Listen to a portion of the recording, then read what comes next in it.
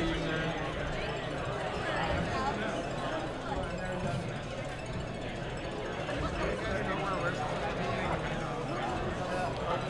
We know not Brian's a gonna thing. come find you. Brian and will he'll be the bring you one. over to here.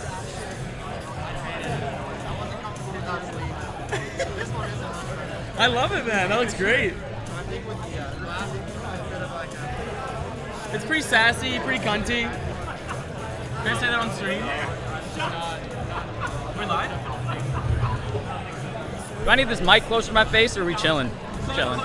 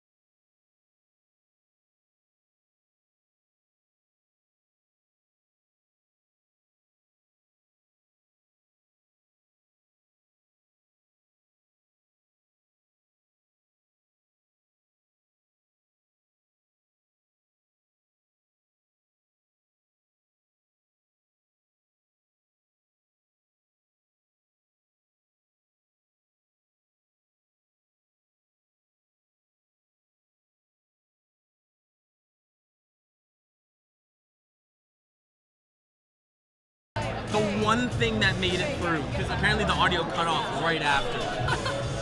Oh, we're going. What is happening, everybody? We are here for day number 0 for the qualifiers for SPL4, the World Championships. My name is Josh Dohy, and I am here with... I'm Joey Adrian, and like you said, we are here for day 0, and what we mean by that is today is our qualifiers. We're gonna have a crazy event going on behind us.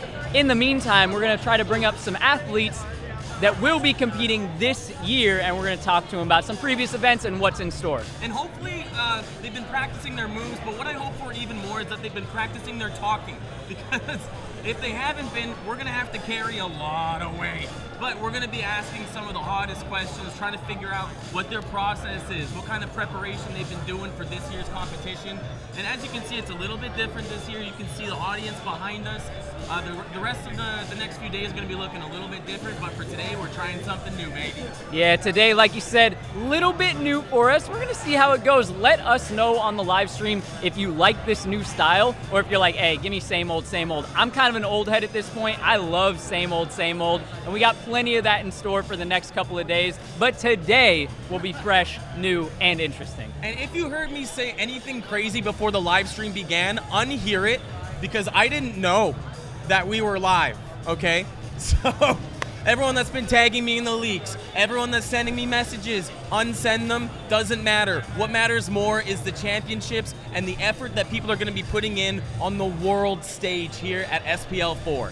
Yeah, you said it. Whatever happened before the stream started doesn't exist. It's We're history. moving forward. Yeah. What's coming up first is our on-site qualifiers, and as always, we're gonna jump into our skill round first. Right now, we got all the athletes on the course, getting set up, getting ready, getting warmed up. All of our skill competitors have already heard the challenges.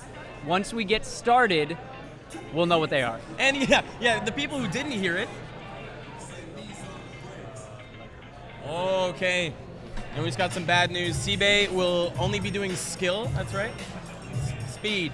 He'll only be doing only speed? Seabay's here. Seba, I've heard. Seba. There we go, Seba. All the North Americans have been calling him Seabay. Don't be calling him that, okay? That's not his name. That's like calling me Josh Dohy. Don't be doing that. It's not cool. But I'm really looking forward to seeing what kind of challenges we have here for these skill on-site qualifiers, because I've seen everything that's going to be going on this weekend skill-wise, but what I don't know is what's going to be going down at the skill on-site bloodbath here. I was part of the setting process. It's been a long couple of days. I don't remember too many of the challenges. I remember one in particular that I'm pretty hyped for. It's quite meaty, I'm not gonna lie. It's quite meaty for a qualifier. We got a nice mix of some technical ones and some meat tea. If you like meat, this is the place to get it, okay? And we have, with today's special media setup facing the crowd, we have some special crowd interactions. We also have a thrift exchange going on, so I have some people that are just to the side of the camera right now that would like to come on stream for us to pick out a thrifted shirt. So come on in. All the way, come on inside. All the way in. Yeah. So ladies and gentlemen, we have Megan McQueen, Rachel Goff, and Mark Chastanet. Oh, and we have Kevin Franzen in a shirt that says words that I can't say on stream, apparently. So there's a mystery bag of garments that people have picked out. I'm gonna reach in and grab myself one to maybe wear on stream if it's stylish. And appropriate. That's key here, the appropriate. Oh. All right. Oh, we got colors. That's nice. That's not bad. Nice. All right, let me get a little dive in here. What have I accomplished? Whoa! Oh yeah. What the hell? Oh, now we're talking. Oh, now we're talking. Here, someone help me with this arm. Someone help me with this arm. What's going on, Vancouver? Oh my God! What is going on, Vancouver? All right. Let's go. See 30 men jump at walls. Yeah! We're gonna see 30 men jumping. Right in here with our on-site skill qualifier. Let's go. All right, can I get all of my judges to their stations? Can I get some thumbs up, please? All right, y'all. Thumbs up, judges. We got the thumbs up from the judges, just in case you can't competitors, hear. Ready? 20 minutes starts now. So, on stream, just in case you've never seen this before, they have 20 minutes to complete how many challenges? We have 6 challenges right now. And as you said, they do have 20 minutes, and we have a ton of athletes, something close to 30 athletes competing in onsites right now. So one athlete I'm really excited to see in this qualifier is Ellis Torhall, the 2-time style champion of the world. He's competing for the first time in skill. So that is one of the storylines we're going to be following here today. I know it can be a little bit difficult to follow because there's so much going on. Pick your favorite athlete and glue your eyes to them.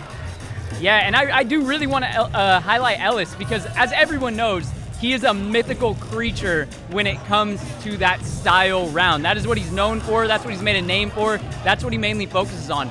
But this guy has been completing challenge after challenge in the days leading up to right now. And some of these challenges legitimately did not look possible to me. So I think he has a real chance to pick up a double crown. Whoa! That's one of the challenges. They got a Kong cat on the purple wall and then tack back straight into a Kong. That's disgusting. Let's see Ellis go for this one. Oh, I love that approach. I love that approach from Ellis. He goes up and actually turns and punches off the wall with both feet instead of favoring go off a 1 like we saw there. Hitting that Daryl Stingley looking double tap technique. With 2 challenges. Ellis is in the lead already. Holy crap. One of his big strengths is just being able to go directly into a challenge. Put that fear aside and 100% at first try. And here's Ellis going for the Lache challenge now. I think that he needed to get 2 feet up on top of that bar, is that correct? It's only 1 foot. It's almost like a 180 with your top foot on the bar. Okay. So I wonder what went wrong. Oh, yeah, okay, I see. And who's that just got that? Was that Taya?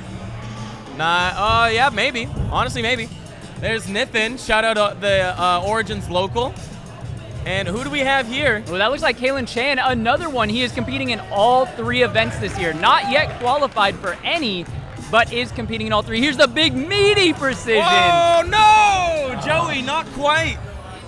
Must have been a little too much heels on that one. There's Xander coming in Levitt. next.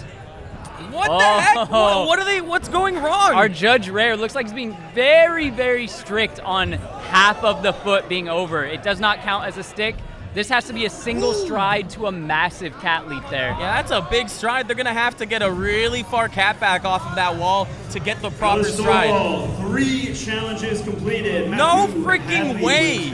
Ellis Torhall already 3 challenges complete. Gio Lazar with 2 and Luis Manuel Vaz with 2. Oh my goodness, and half of these names I've never heard before in my entire life. And there we see Ellis making his way up into this meaty drop pre. It's a drop pre, plyo pre, and the second one is absolutely massive. Here we see it. Oh! A bit of a lift there. And that's a thumbs up for Durag. Now the reason there is this is a relatively new ruling. You are allowed to lift a foot. It cannot come higher than your ankle. So if you do lift a foot to reposition it, it cannot be higher than the ankle or it will not count. 3. Wow, we have a tie currently for first place in the qualifiers. Here's Ellis going for his plyo challenge now. Let's go. This is going to be no problem. For it. Can he stick it though? Over. That's the thing. Just overcooking it. And this was a question mark that I had for Ellis. I know he's extremely strong. He did tell me he has a couple weak areas. Jumps are not one of them though. Yeah, he's got plenty of power, but really it's going to come down to if he can dial it back just to get that precision. Let's go, Nithin. Oh! Nithin with nearly a Michael Jackson technique. A quick shout out to SPL last year with Don Terry's stick on the bar. Ellis dialing it back a little bit, but again, being really strict on that half foot off. If more than half of your foot comes over on this precision, it will not count. And here we are back at the Kong to cat leap here. Kong cat, then they have to 180 single stride to a big cat. Gio making it look chill. That is not a chill distance there. That's Gio. Gio Lazard, is that true? I believe that's Gio. My eyes are pretty bad, but I do believe that's Gio Gio. Lazard pulling into first place with 4 challenges. And that puts him in first with 4 challenges. And this is a race to get all 6 challenges complete. This big drop pre-plyo is looking really tricky for every single competitor so far. Only one that I've seen that has it. Yeah, Ellis is looking a little stuck on this one. Just has to dial it back a little bit more on that second jump. We got Gio Lessard up front here on the swing.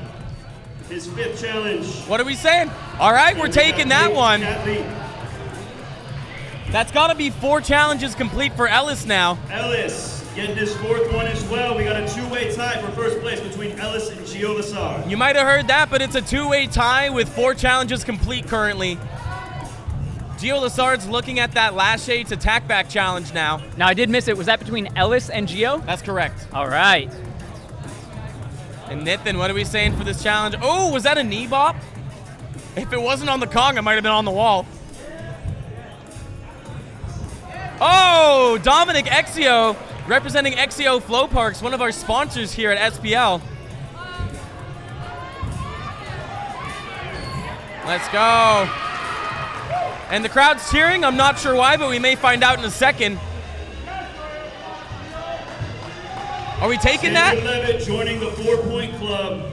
Xander Levitt into the 4 points, but Gio pushes past into the 5th challenge completed. 5th challenge. He has 1 more to go to seal first place. Holy crap, but we got to find out if Gio's got the surf pre-stick on the bar. That's going to be potentially the most difficult challenge for him. Yeah, and this is one that can just be so frustrating. The jump really isn't that far, but having to control that landing, that is where it gets tricky. Looks like Gio is going for the big lache instead. They have to do a pendulum up, cannot go into a cast position, and then a big old lache cat. And with the pendulum, that's a type of movement that a lot of these competitors might not be as familiar with. But it is a recurring move here at SPL, and it can be one of the things that separate the good from the great here, especially at the skill qualifiers. Just hearing Xander Levitt tying first place right now. It's a fight between Xander and Gio to see who can complete that final challenge. Uh-oh. And Xander is a professional on the bars, if that is the challenge he's got to get. Up front and center. Here's Gio Lessard going for his final challenge. Cast the cat. Here we go. Is that going to count? I don't believe that will count. The pendulum cannot go up into a castaway, or into a cast. It has to come directly from the pendulum into your swing, just like we see there. And so athletes who are less experienced with the pendulum might not know about the technique that's required to get the proper lache out of it. You need to send your feet behind you as soon as that pendulum occurs. And the athletes who are less experienced with that move are going to keep their feet underneath them, which is going to result in a much less powerful lache. Yeah, and it's really tricky here. You're going to see it really well from this angle. There's kind of a bar a little bit in your way as you step up there, and it makes it tricky because you feel like you might bash a knee on there if you get your leg up too high. But you need that high leg in order to push the hips back. Let's see if you can get it. Good hip push, pull from the shoulders. Oh boy, that's a big lache to hit straight from the pendulum too. Yeah, especially coming in with that pendulum, making it difficult to get your hips high. You really have to muscle through if you can't get those hips high and rip from the shoulders. Woof. It seems like the pendulum lache challenge is stopping a lot of competitors. Sixth and final challenge. Here comes Xander. Here he is. Just bounces back. Let's go, Gio. Oh, good pendulum. Good set. That's it. No way. That was perfect set into the lache. Something must have gone wrong. The entire crowd got so hyped for that one. Boy, that challenge is stopping a lot of competitors. It does look like Gio's gotten the pendulum figured out, though. I think next attempt is his. All right, here comes Xander. One more time on the surfer. Let's go, Xander. Yes! Xander Levitt coming through in first place. Our first competitor to complete all 6 challenges will guarantee his spot in the SPL4 World Championships. And Xander is back for revenge. Uh-oh. Nails his 5th challenge. Xander has disappeared, possibly to the bathroom to vomit. And hopefully we can get Xander back here in the booth so we can have a little chit-chat with him.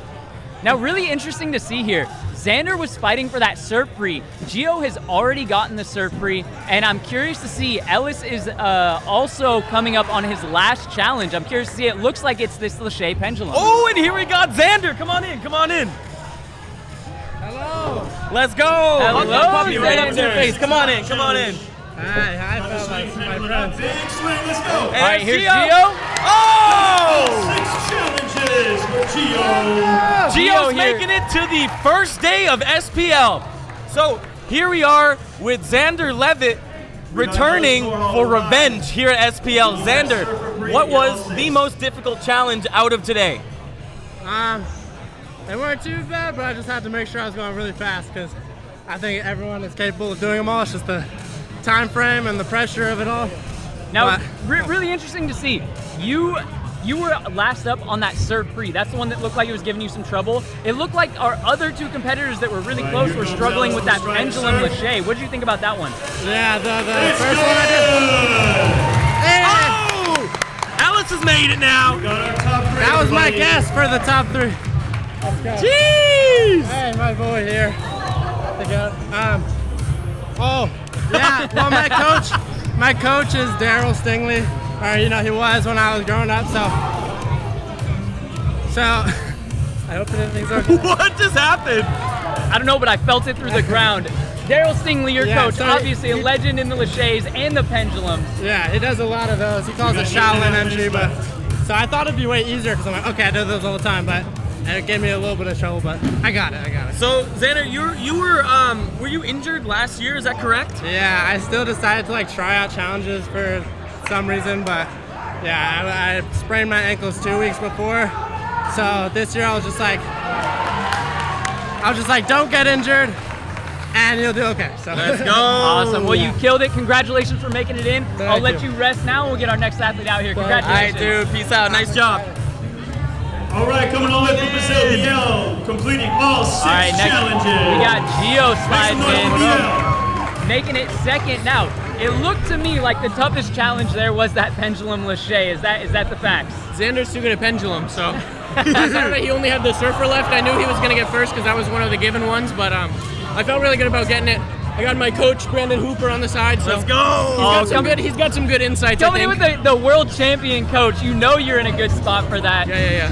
Now, Yeah. So I was curious. Is this your first time here at SPL? No, I was here last year. Last year as well? I qualified at USPK last year, but I didn't make it through to the second day. So. Okay. So what kind of changes have you made to your training to get you in a better spot for this year's competition? I've really just been trying to train some of the stuff I see here, some of the funkier things like pendulums, tacks. My swings haven't been really good lately, so I've been doing a lot of work on swings, trying to drill that. Just kind of all the typical stuff you see here that throws people off. Right on. yeah, well, you did great, and congratulations in making it in to the actual event here for the World Championships. I can't wait to see what's to come. And until then, have a good rest, and we'll Appreciate it. talk to you tomorrow. Cheers, bro. Oh, my bad. He was here last year. 6th and final challenge with the swing up. And it looks like we got the champ himself, Hey, come Ellis, on, get in just here, taking get in control. here. Come on over here. let's go. You guys know who this guy is. So Ellis, freaking congratulations on making it into skill. Dude, what is going through your head right now? Oh, it feels fucking great. I always wanted to give it a try, and this year I was like, yeah, let's do it. And it was super fun. I really enjoyed it. So what was like the hardest part of the challenges for today? Just to get the stick clean, Yeah, on that I plyo made challenge. it work, but on the plyo it was pretty hard to get your feet. It just seemed like you were too strong. It's always hard to 6 know how much minutes to put in, remaining. Yeah. Also the 180 to stride was pretty tough, but Yeah. I made it work in the end. That's great, man. Yeah, that 180 stride's got some meat to it. Yeah. Coming in for the concat, everything's chill, and then having to get the power to go to that cat is nuts. And we know you have the power. Is there anything over the next couple of days, assuming I believe the 3 of you have gotten in, that you're worried about, or that you think you are really, really strong in? I think when it comes to bars, kongs, stuff like that, I'm chilling. But maybe some technical stuff like pole cats, just cats in general. Some 180 challenges, I don't really work on that, but I'll just do my best to see. Hopefully it works. Fair enough. And I got one more question for you. Competing in style, 5 obviously, minutes reigning remaining. champion. Now coming into skill, are you worried about getting gassed, or do you feel like you got the legs? I feel like I got it. In skill you don't have to think. It's they just call your name and you do the challenges. so I should be fine. Beautiful. Right on, champ. Well, thanks for coming in, dude. Thank you. Great job. And we'll catch you over the next Killed few it. days. Thank you so much, guys. Gee freaking whiz! Woo! So what's been happening since we were sitting here? We heard a big crash. Not sure what that was. Yeah, doing a quick little update here. It looks like we do have the three that we know. We got Xander Levitt, we got Gio Lessard, and Ellis Torhall coming in the top 3 spots. Next, we have Biel Albos Mota, I believe Brazilian, if I'm... Sounds right, that sounds correct. Not wrong about that. Only other athlete to complete all 6, so we do have 4 athletes completing all 6, which means it will likely come down to a time difference between those 4 athletes. And I'm unsure how many we're taking. Do you know? No, off top, I was gonna guess 3. But you know, as each year goes, there are some dropouts that occur. So it's not that the competition is lost if you're still competing. You need to stay locked in, and you need to still try and get all those challenges done, because we might need you tomorrow. Absolutely, and it looks like we are gonna throw things over to Brandon. Yo, Brandon coming in. Now I understand what's happening. Come on. Up here. Oh, slide in. Don't mind us. We got Mr. Hooper sliding into the DMs right now. Last year's skill champion, winning by 0.5 points. Is that correct? Yeah, things were pretty tight last year. Going into the final round, a little bit tricky, but you absolutely destroyed that final round, which put you in first as the current reigning world champion. Is there any added pressure that comes with that? I feel like there's definitely a standard to uphold. So I'm definitely going to try to win this year, but extra pressure because I'm competing in speed this year too, so it's going to be a battle of the body more than the challenges. So as long as I'm not too sore by the end of the days, I should be okay. Pretty confident, my body's feeling good, so I'm looking forward to it. Now, I know that you train a ton with Will Hess, an absolute speed legend. Do you think that's going to give you a big advantage coming into speed? I think it definitely helps. The only problem is we're 2 very different athletes. He's very accelerating, very quick. Everything he does is like in an instant, and I take time to build up my speed, so we're going to be running 2 completely different routes, but he's definitely helped me plan courses and get better at speed, so it definitely helps in the long run. And do you feel any sense of rivalry with Tim Champion going into this year? Is he competing? Maybe. If he's competing, then absolutely. Tell him to follow me back on Instagram. And then we'll have a rivalry. Then we'll be good. And do you think he's natty or not, Tim Champion? Natty. Natty, all Hop natty. on the champion plan. Little plug for him. Yeah, champion plan goes crazy. That's what I want to see. I want to see you on the champion plan and beating the champion. Come on, with his own 2 years in a row would go crazy. Now, I had a little question. Do you have any pre-competition rituals that you do that get you in the zone? Not really. I lied last year and said I did, but I don't have any. I just kind of, it's like a flip switch. I'm really bad at practicing in like the open gyms at Hub when I train, but just like adrenaline and being in the competition mindset, I feel like I'm a different athlete. I can do a lot better. I gotta dive into that just a little bit. Do you feel like you're bad at practicing at open gyms? What does that mean? Yeah, what does that mean? Just like, I'm really lazy and I'm not locked in a lot of the time. Will is always on my back about that, so I could be preparing a lot better is the best way to put it. This is fair. Do you feel like you lock in like hard in competition? Absolutely. Nice. Yeah, there's a switch that flips. I'm a big dog in comps. Let's go. Hey, let's go. Can't wait to see how you do in the rest of the competition. Thank you. I appreciate it. We are wrapping up skill on-sites right now. I believe we have less than a minute left. 1 minute exactly left. Bro. Who are you scared to see or excited to go against? Gio right there. He's part of the Hub trio. Me, Will, and Gio. Always training together, so really excited to compete against him. Xander came in first, I believe, in the pre-quals, so definitely got to look out for him. 2 years ago, me and him were neck and neck. Last year, he was a bit injured, so he's kind of my competition I like to look at as someone to go neck and neck with. So. And what about Ellers? I was shocked. I didn't think he was gonna do skill, but he absolutely killed it. He's qualified. Yeah, he's third place, so he has a lot of power, more than me probably. So definitely got to look out for him.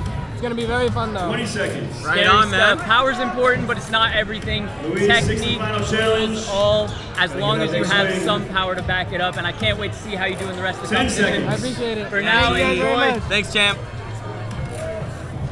5, 4, 3. Dying. And we are wrapping up the skill. Last time. Oh boy, we just wrapped up the skill qualifiers, and we are joined here by Joel Vicey. Check it out. That's our boy. Quick break and then Hi, everyone. get on with the ski competition. What's going on, man? What you up to today? I'm good. I'm just trying to contain myself when watching all these competitors. It's so hard to just stand by and watch them have all this fun. How are you feeling after seeing that round go down? Ooh, I'm worried that the challenges tomorrow are going to be too easy. Because if they're anything like these challenges, we're going to get a lot of 6 completed challenges tomorrow. Oh boy. So I'm hoping they're stepping it up a little bit. But I can't slide too much in there, but I do know historically SPL tries to be a little bit weaker on the on-sites and does try to step it up. So I like that. I like that you're feeling confident. I like that you're hearing a lot of 6 coming in, a lot of 6 completed. But I do believe it will get harder. That said, we might still have a lot of completions. Now, Joel, I have a question. What advantage might pull you forward in the competition? That's a really hard question, man. I feel like there's a lot of people with injuries right now, which is not so much a pro on my part as much as it's a con on their part. Yeah. But I think I'm pretty well prepped. I've locked in these past month and a half. My training's been inconsistent till then, but over summer, you know, it always ramps up towards SPL. And I feel like I'm pretty in the zone right now. And I think it's really going to help me throughout the comp. So I'm just hoping to stay locked in. Mate, you're one of the competitors that I got my money on. After watching how locked in you were for the store's sick mask, Oh, well, you were looking pretty good, dude. you know. Well, I mean, At least on the qualifier. yeah, the qualifier was Qualifier great. day, And yeah, then, yeah. you know, the real comp one could have gone better. Yeah, but yeah. We're here. We're dry. Right on. Do you have any like pre-competition rituals that help you like lock in? If anything, I try to do the opposite. I try and do exactly what I normally do. I have this thing where I try and change nothing about my diet, nothing about my training. I try and stay as consistent as I can. This is just another day, you know, another training session. Don't differentiate it. Try and not get the pressure to bring you down. Yeah. Just, stay locked in. It's just another session with your friends, you know. Fair point. Beautiful. Yeah, very important. Staying locked in. With that, we are going to throw it to a break, but we will be back soon. Sweet. Thanks, dude. Cheers, guys. Appreciate you.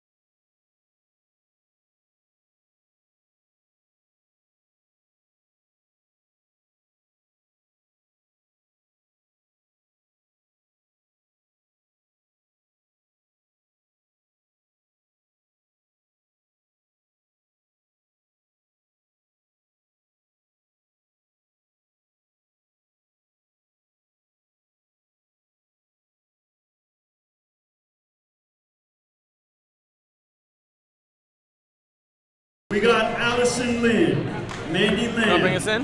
Emma Ballstoro, and Laurel Hinch. Laurel. All trying to get a spot. All right, in and this we are weekend's back, competition. starting things up with the women's speed. Now, we only have 4 competitors, so this is going to be very likely top speed wins, and they're only going to get 1 attempt. The stakes are very high. Oh man. Yeah, and when you're going fast, it's easy to make a mistake, especially on these courses where we're adding things like height and technical things like striding off of the Today's bars. speed course is what you would call a classic loop. Oh, a And classic that's all your loop I'm hearing favorites. about the course. We got a thread. Now, I'd love we to got get a little descent, pan we got on a this big jump at the end. this skills course if we go over See it. if any of those get done. Yeah, I'd love to get a good look at this course, but I guess we'll be learning it as we're watching we the may be athletes. learning as we go, but hey, you know what? That's all right. Nothing new here. We'll pick it up. As always, with speed, All right. it's all about Timers the are set. flags. Left flags, or yellow flags on the Allison, left, you're red up first. flags on the right. Let's go. And here we go with Allison Lind. Going through the window. Making her way up this ascent. Ooh, dive into the branch. Yeah, good foot placement on that lower bar as well. Staying low, going underneath that beam. There she goes. Some really clean foot placement so far.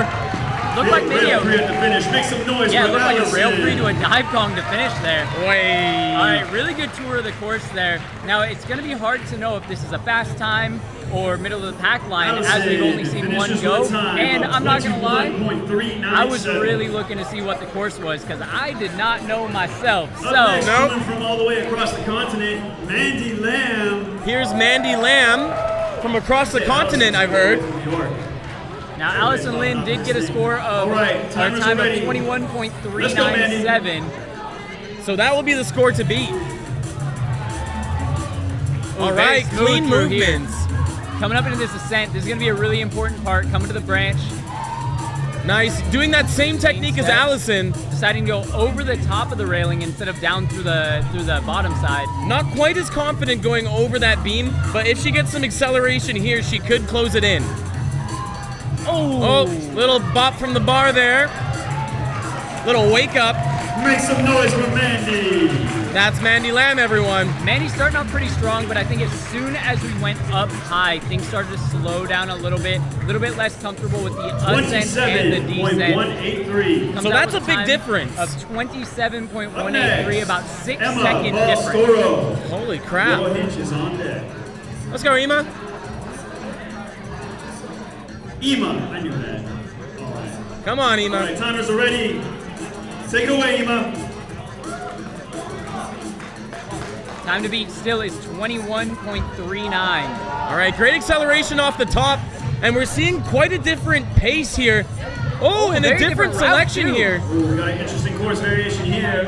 Deciding to go all the way around to keep the speed up, but the technical's a little bit lower. Here we go, final stretch of the course now. This will be Nice. a difference maker here. Good. All right. Goes for that same rail free to dive Kong out as Allison did, 23.641. putting her in second place with All right, final 23.641. competitor in our men's speed qualifier, Laurel Hinch. And here's Laurel Hinch, our final women's Timers are speed ready. competitor. Let's go, Laurel. Time starts to shoot as he crosses that laser timer. And that slide looks so fun. Oh, opting to another go for the different lower approach. route. Interesting. Yeah, it looked like maybe not quite comfortable with the jump to the branch. That will cost her some time. Can she make it up here coming through the end? Okay. Oh, choosing to go across the ground instead of using the high wall. Oh, and a slide through the finish. Now we'll have to see, but I believe Allison will stay in first place with that. Let's go. 25.937. 25.937. All right, one more round of applause for our women's speed qualifying division. And the ladies are fast, but the entire division moves even faster. That is it for women's speed qualifier. Yeah, very, very, very quick. It would be nice to get an interview with Allison, seeing as she did come in first place by like 3 full seconds. Yeah, would love to get her here in the booth. It would be really cool. We'll have to see if we'll be able to grab her. She is resting. Could I get As we do that, we are going to get set up for our men's speed. Onsite And that's gonna get a little bit Qualifier crazy. competitors over to the It's about to corner, get please. savage.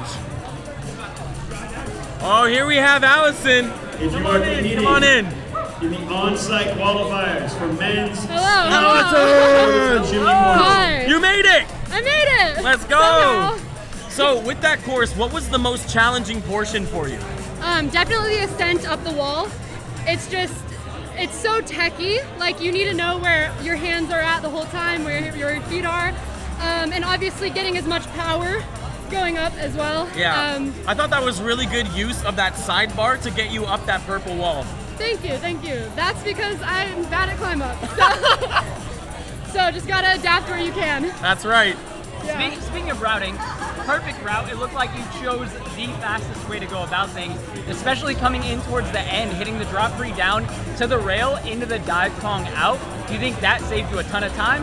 I hope so, yeah. It certainly looked like it. I don't know if you heard the times, but you were in first place by about 3 full seconds. That's crazy. That was cracked. Yeah. Is there anything that you're looking forward to or nervous about moving on into the World Championships? For sure. I'm looking forward to testing out where my training has been.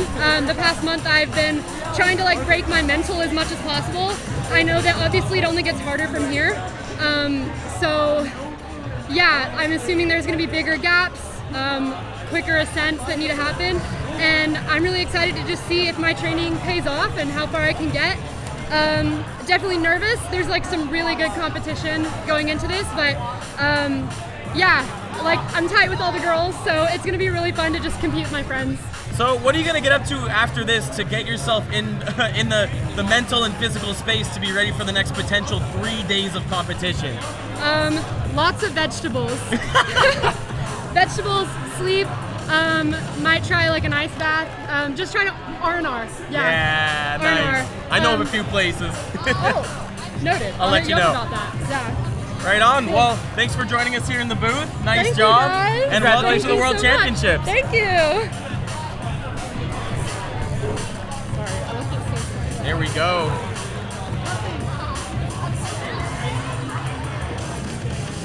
Are we on break?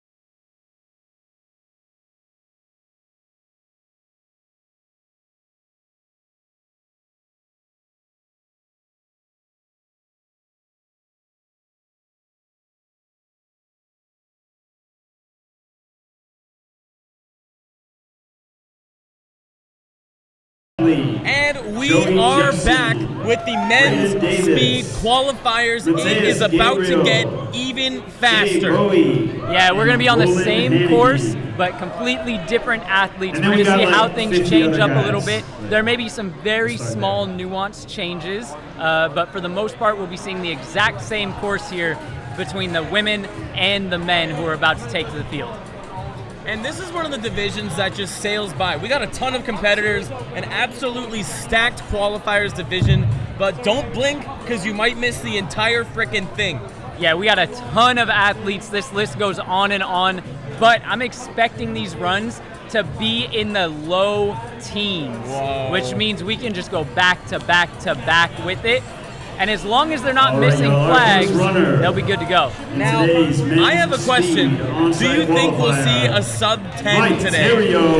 Sub 10 sounds really hard because this course has a lot of ups and downs, a lot of ascendies, descendies. I think we could get close though.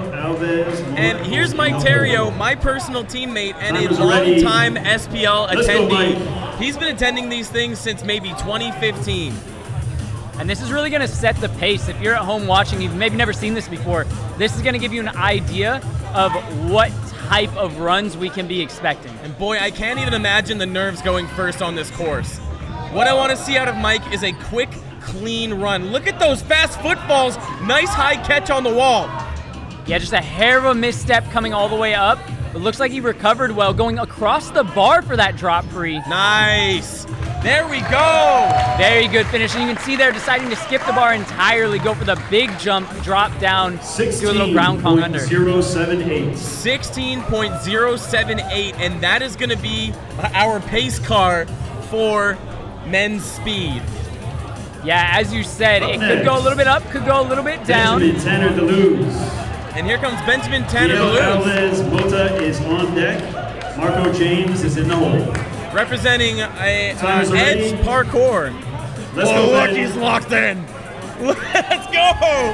See that amp up before his run? Decided to go for the tack there to help him get through. Oh, just a little low on that bar catch, and that's going to result in maybe a slower time. Goes for an interesting drop down and then having to climb up and around. Oh, just losing balance. Oh, and an interesting choice going for the right side of the block. Yeah, it looked like the classic case of a couple very, very fast sections coming through there, but then losing balance and having to slow down heavily. And those heavy slowdowns Alves cost you Mota. a lot. We're trying to see very, very Marco smooth James movement. is on deck. Looked like once he got up Nate towards Burns that is in the branch, hole. a little bit too heavy on the arm, had to muscle through, and that slowed the rest of the pace down. Yeah, what we're looking for in that part of the course is a really high catch All so you right. don't stop Miguel at joining us all all. the way from Brazil. Representing Timer's Brazil! ready. Brazil in Let's the go, chat. Biel. Let him Yep. hear it.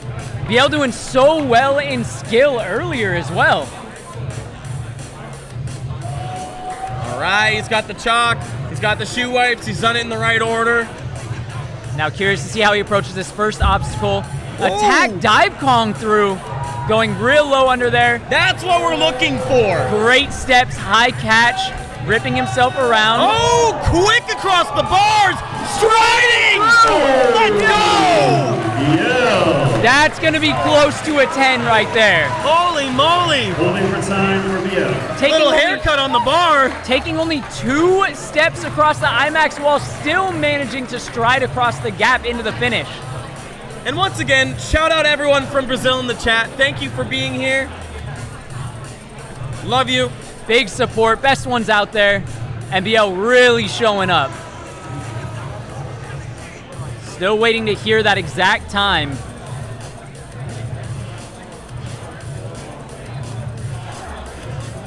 I'm gonna guess 15 seconds for that run, maybe even 14. I'm going 13-9. You can't stop me. 13-9. 13-9. I'm saying 12. 11. 11. 10, 9, 8. Just kidding. No, 13-9. That's where I'm sticking. Biel gets a time of 13.229. 13.229, our fastest time today. Even better. That's a crazy Marco time. James Oh is my up next. goodness. Good luck beating that time. That's almost a 3-second difference between Nate our next Burns fastest is on athlete. deck. Up next, Nathan Marco Tom is in James, the hole. representing gray sweatpants. Now we saw the beginning was a big factor, the branch was another big factor, and then that final jump at the end really has to tie everything together. Those 3 areas need to be flawless. And this is my first time seeing Marco James in competition. Wonder if he's got any surprises for us. He could be fast. He could be slow. We don't know. We just met this guy. Make some noise for Thank you. Some high-level analysis coming in from Josh Dohy. Could be fast, could be slow. Very astute observation. I am formally trained. The most important part is it rhymes. We got Kalen Chan behind us. Look at him. He's looking yoked. Oh, look at him! Look at him. Competing in all 3, mind Holy you. crap. Not just style this year, but skill and speed, and he's looking built for it. Here we go. Here we go. All right, a quick acceleration here, but the short king has been thwarted by the high wall. Yeah, you saw he tried to go plyo to the rail and skipped the tack. Didn't Some quite clean pay off. plyos here. Opting to land on the rail instead. All in all, a relatively clean run, just one big mishap on that bridge, and as we said, that is one of the key areas. 18.871 for Marco James. Up next, Nate Hearn. Here we go, Nate Nathan Hearn. Tom is on deck. Matthew Hadley is in the hole. This guy knows how to show love for the commentary team. Time He is signed his ready. shirt earlier. That was awesome. Take it away, Nate. Let's go, Nate. Let's go. Edging his way through the course, representing Edge Parkour. There's that tack to more of a climb than a pop vault on that one. Oh, lost his footing at hair. Taking the drop instead. Shout out legs. And you Oh see, boy. all the way into the crowd. Full contact parkour. Yeah, you see that flag at the end of the IMAX wall. It is a right flag, meaning you Nate have gets to a stay. time You have to keep that flag on the right of you, 16.958. making it really awkward if you take that drop down. You have to vault up and around that Up flag. next, And now up next, we have a Nathan local legend, Tom. Nathan Tom, who has been steady on the up this year. An absolute crowd Matthew favorite and Henry one of is my on deck. favorites as well. He has been on fire Joey Jepson lately. is in the hole. This guy's got a lot of leg Times power. are ready. He is quick. Let's go, Nathan. He could be doing our fastest time we've seen so far today. In his home gym coming in, vaulting go! straight through no tack. Not so even a fast. slide. That's it. Quick movements on that wall. Good climb over. It's going to be all about this end. Can he make the stride Let's across? go! Yes, plyoing through the dive! Holy crap, Nathan! Yeah, that is a beautiful Nathan time. gets a time of 13.438. 13.438. 0.2 seconds Matthew off from our Hadley. fastest time. Joey Jepson is on deck, and Braden Davis is in the hole. Yeah, you can see the difference All right, between that timers plyo ready. finish and the stride finish there. Let's Just get it, that Matthew. very small change in time. And here goes Matt Hadley, one of the only athletes I've ever experienced doing a dong in real life. That was our That's a dash to fastest con. entrance so far. Oh, jeez! Little bit slower on the ascent. Gonna have to make it up here at the end. Whoa! Gakong free plyo! Let's go! Look at the distance he got on that slide. And now coming into the booth, we have the Matthew two-time gets a time speed of champion, the Flying Dutchman, 14.222. Tongi van Schingen. Come on in, buddy. Okay. Up next, Yo, what's going on, champ? Joey Jepson. Bro. So, watching the competition Braden today, Davis is on who do you deck. got your eyes on to make it into the competition tomorrow? Okay. All right, Hey timers man, are ready. I gotta say, my boy from the Netherlands, Let's go, Joey. Let's go. Siebe is super fast. I know him for a long time. Like we train together sometimes. He won the. He's been champion like in the Netherlands speed quite a few times. So I got my money on him. Nice one. Oh, yeah. So, what kind of preparations have you made for this year's competition so that you can secure your title for the three-peat? Same as last year, same as year before. Just train, just keep up the speed. Like don't train too much for speed. Like I know Gets a I can do time for promos. of I know I'm fast. Just combine it. Stay lean, 13.387. stay fresh. That's Minimum 6 eggs for breakfast. At least 6. At least 6 eggs. Up next, Now I gotta ask, Brayden Davis. watching this qualifier, seeing what's going on behind Matthias you, Gabriel how are is you on feeling about deck. the courses that are being Cade set up Bowie right is now? in the hole. Whoa. I mean, like, every single year, like, the courses Alright, are time is interesting. ready. It's always, like, sick to see. But Let's go, the Brayden. courses are nice. I think it's pretty cool. I think this one is a bit easier than last year, especially the finals, but I think the course is going to be nice. Like, I think it's hard to, like, make a unique course every single year because they're, like, I think you run out, or, like, being, how do you say this? Never mind. It gets really I think tricky you to know what keep I it mean. unique every single Exactly, year. exactly. Absolutely. Yeah, Yeah, yeah. yeah. Are there any particular aspects of a course where you think you're going to have a big advantage, or on the opposite side, a big disadvantage?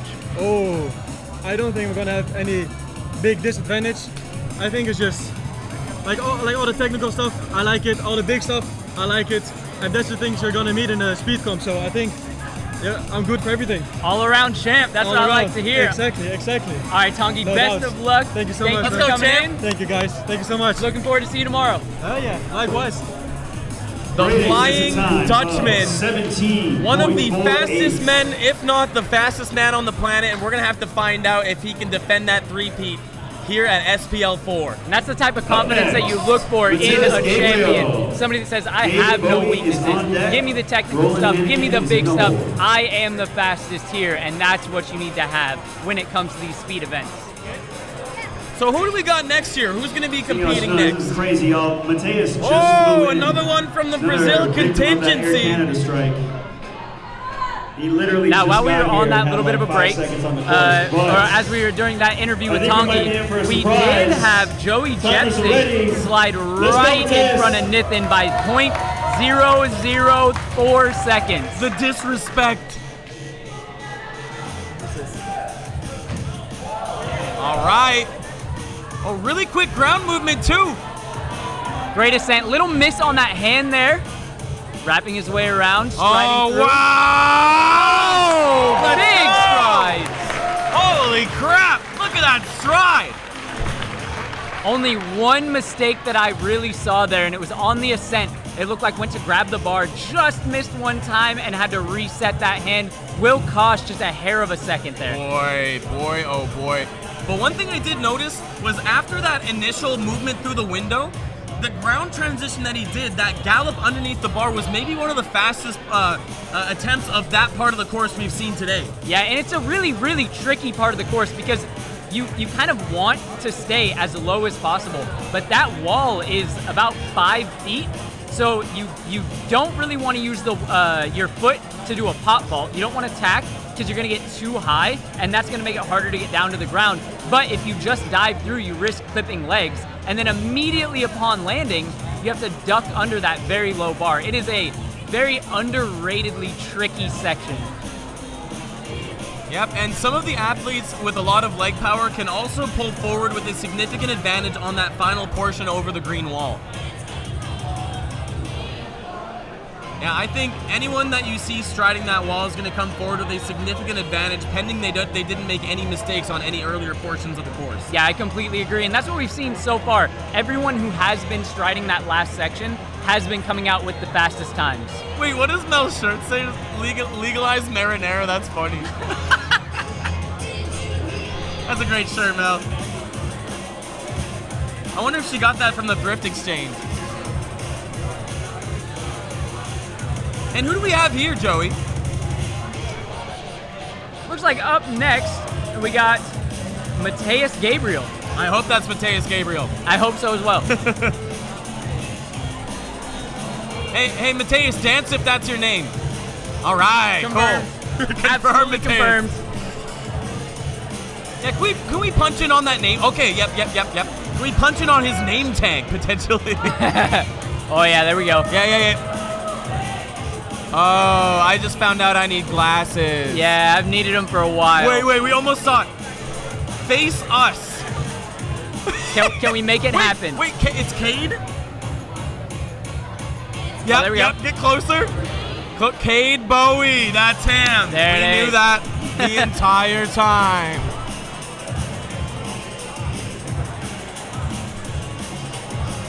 And now we see him doing some kind of strange interpretive dance. Mateus Gabriel must have just gone and we're waiting for the score. There was likely a bit of a technical issue, and we have to go to the fallback of looking through the footage and finding the exact right stance. That's right, we don't want to be off by even a microsecond. Not that I even know that that's an accurate measurement of time.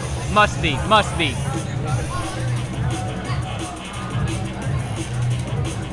Now, in the downtime, do you want to grab Ed Scott and have a little conversation? Screw it. Hey, where's Ed Scott? Where's Ed Scott? I see him. Where is he? Boom! There's our boy. What's happening? Everyone, throw up one of these. It's never dead. Which is the right way? Who knows? Just know it's not dying. So, Ed, boom, we got first place SPL style, second place SPL2 speed, first place in style at Project Underground this year.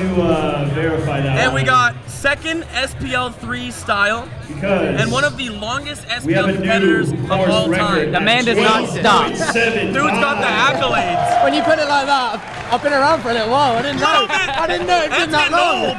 Crikey. Now tell me truthfully, does this give you confidence that you've been around for so long, or does it make you feel old? Nah, definitely confidence. Yeah, that's what I'm talking about.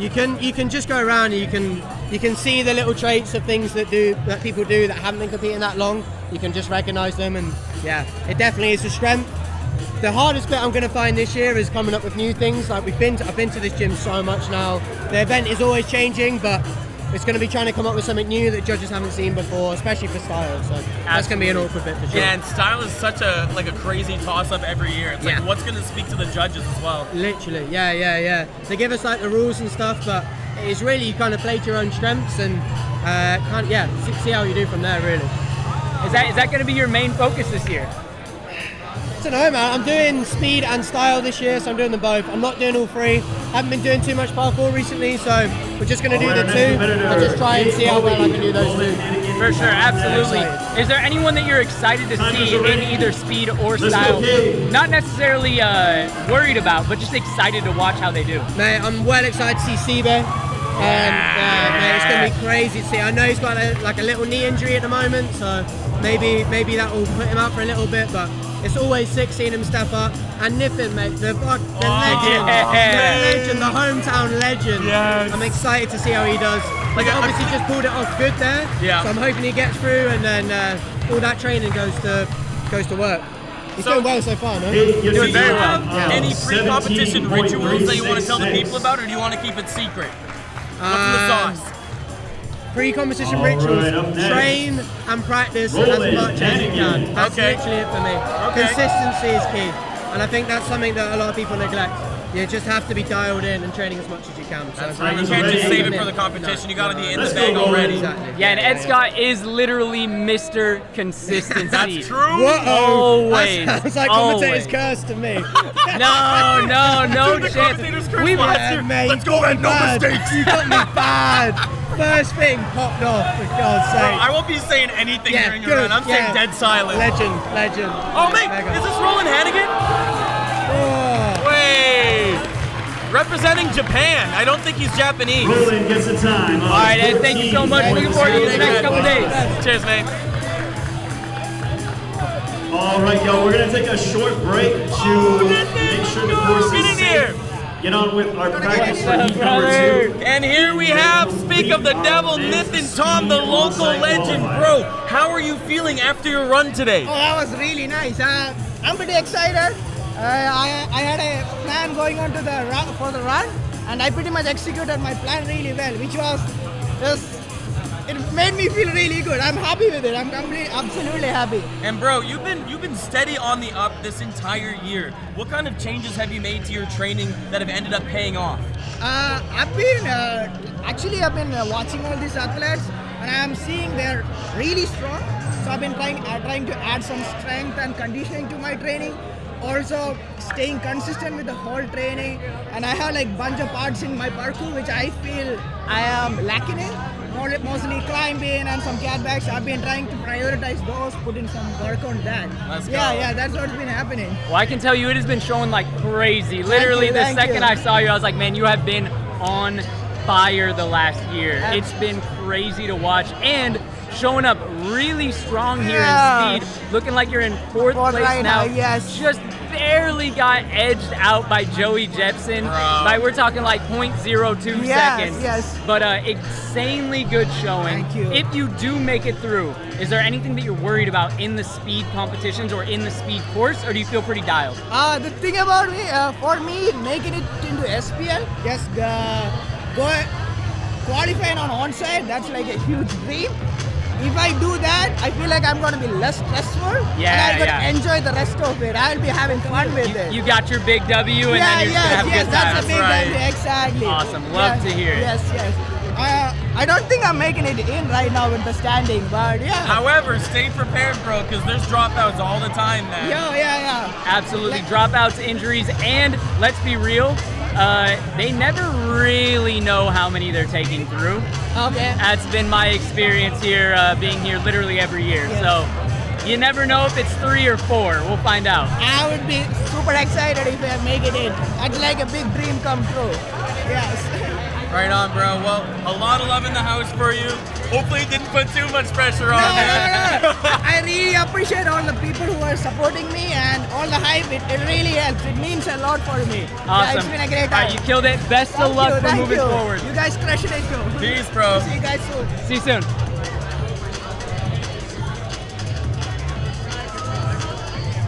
Now, right now, I don't know if you guys heard, but we are on like a slight break from men's speed, just making sure that the course is safe. It looks like maybe something was a little iffy, so we're getting that sorted, which is why you're not seeing runs go on behind us. Now, we have Mateus coming in here Let's representing go. Brazil. Mateus, what kind of preparations did you do for this year's competition?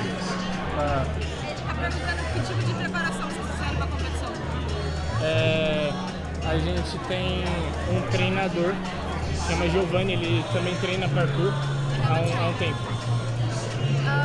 Should I speak there? Yeah. Okay.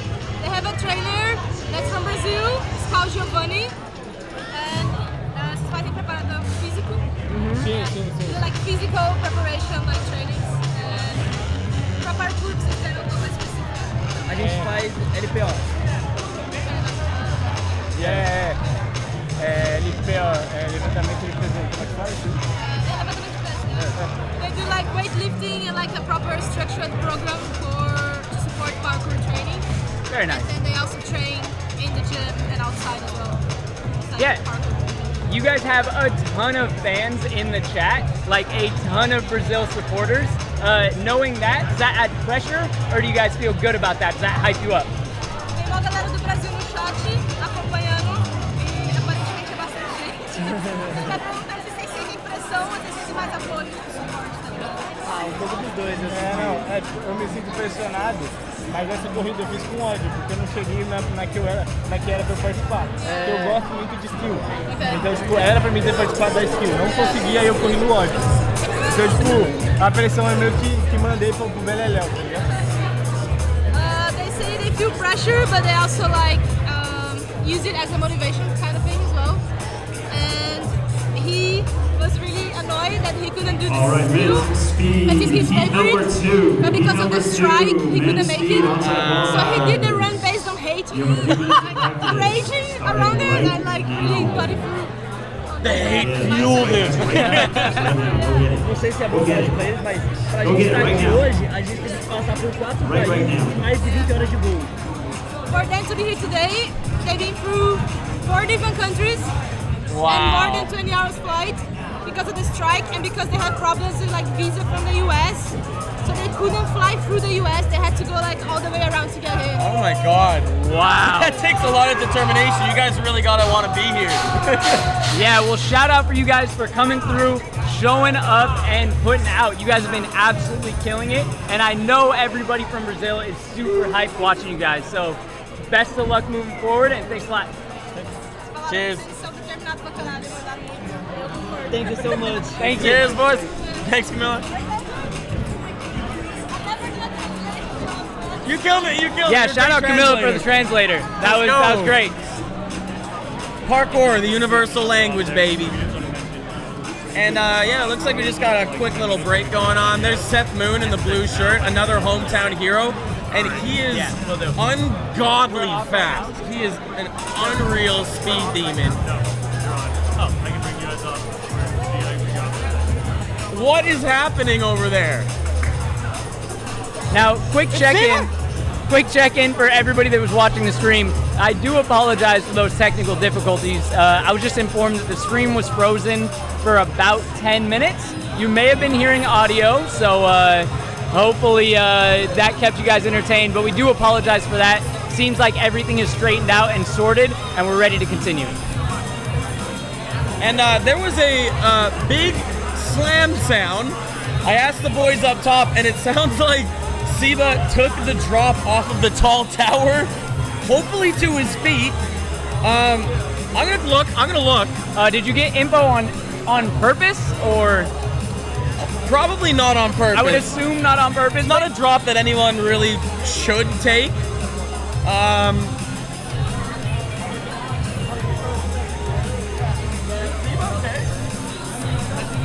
One more minute, lads. One more minute. Okay. Sounds like Siba's fine. A little bit of pain in his calf, but he will be doing speed still, so that's great news. So this was not during his speed run?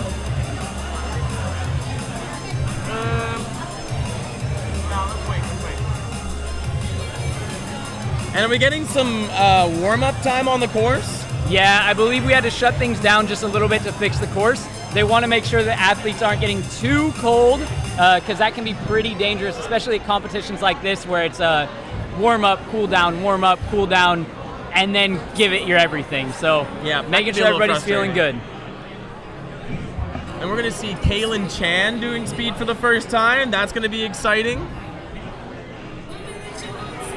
All right, y'all, that's time. Please make your way to the start of the course. Alrighty, we're going to be getting right back into it after that quick little breaky pants. Man, I'm excited to see Seth Moon go. I'm really stoked to see what Kaylin Chan has to offer. That would be crazy seeing him make it into the prelims tomorrow. But we'll have to see. And here's Siba.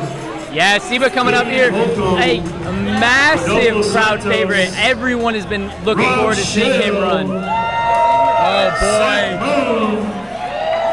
Yep. This next heat is stacked. Luis Manuel Fez, Hudson Kulas, Kaylin Chan. Kaylin Chan, baby. The Chan man. Looks like we have a little over half competitors still ready to go. All right, up first. Let's go, Siba. One of the most powerful athletes in the game right now.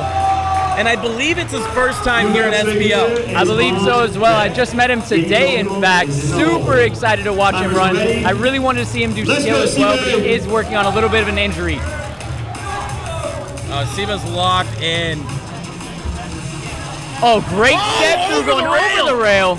Look at how quick he's getting up that wall. That power just propelling him straight up. Striding the Making top a stride rail. here. Oh my Holy goodness. crap. That must be a new fastest time. Siba literally looked like he was floating coming up through that ascent. Made it all the way up to the second rail, completely skipping the branch grab. Oh my God. And with pain in his calf, feet not always cooperating, but for the competition, he was able to put it all together. I'm gonna guess that he is 12 seconds or shorter. I think he's low 12s is where I'm thinking. Even a high 11. High 11 could be. What do we got? 1.43 is what I'm guessing. Our fastest time currently is 12.75 by Matthew Gabriel. Whoa. I don't even think I saw him run.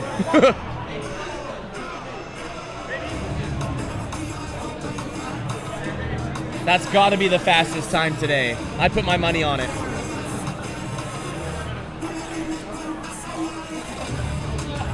Time is taking a little bit to come in here.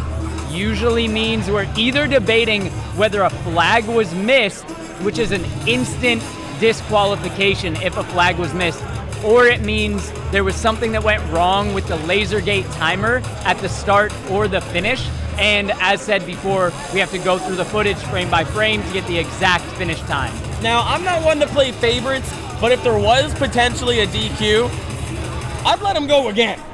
Because he could be on the podium in the final competition. Can you imagine getting disqualified in qualifiers? It would be absolutely tragic, especially going that fast. Seabay gets the time of Here comes the time. 12.05. 12.05! Holy crap! That is insanely fast. That is lightning quick on this course. We were talking about if athletes could get towards that 10 mark, I think that will be the fastest time that we see today. That's gotta be. If someone breaks that, they are the future GOAT. And you can see, like, from that run with Sibe, his legs are so powerful. He propels himself so much further than the rest of our athletes. Rodolfo Santos is on deck. And here's Hugo. Rob Schill is in the hole. Representing the game of tag.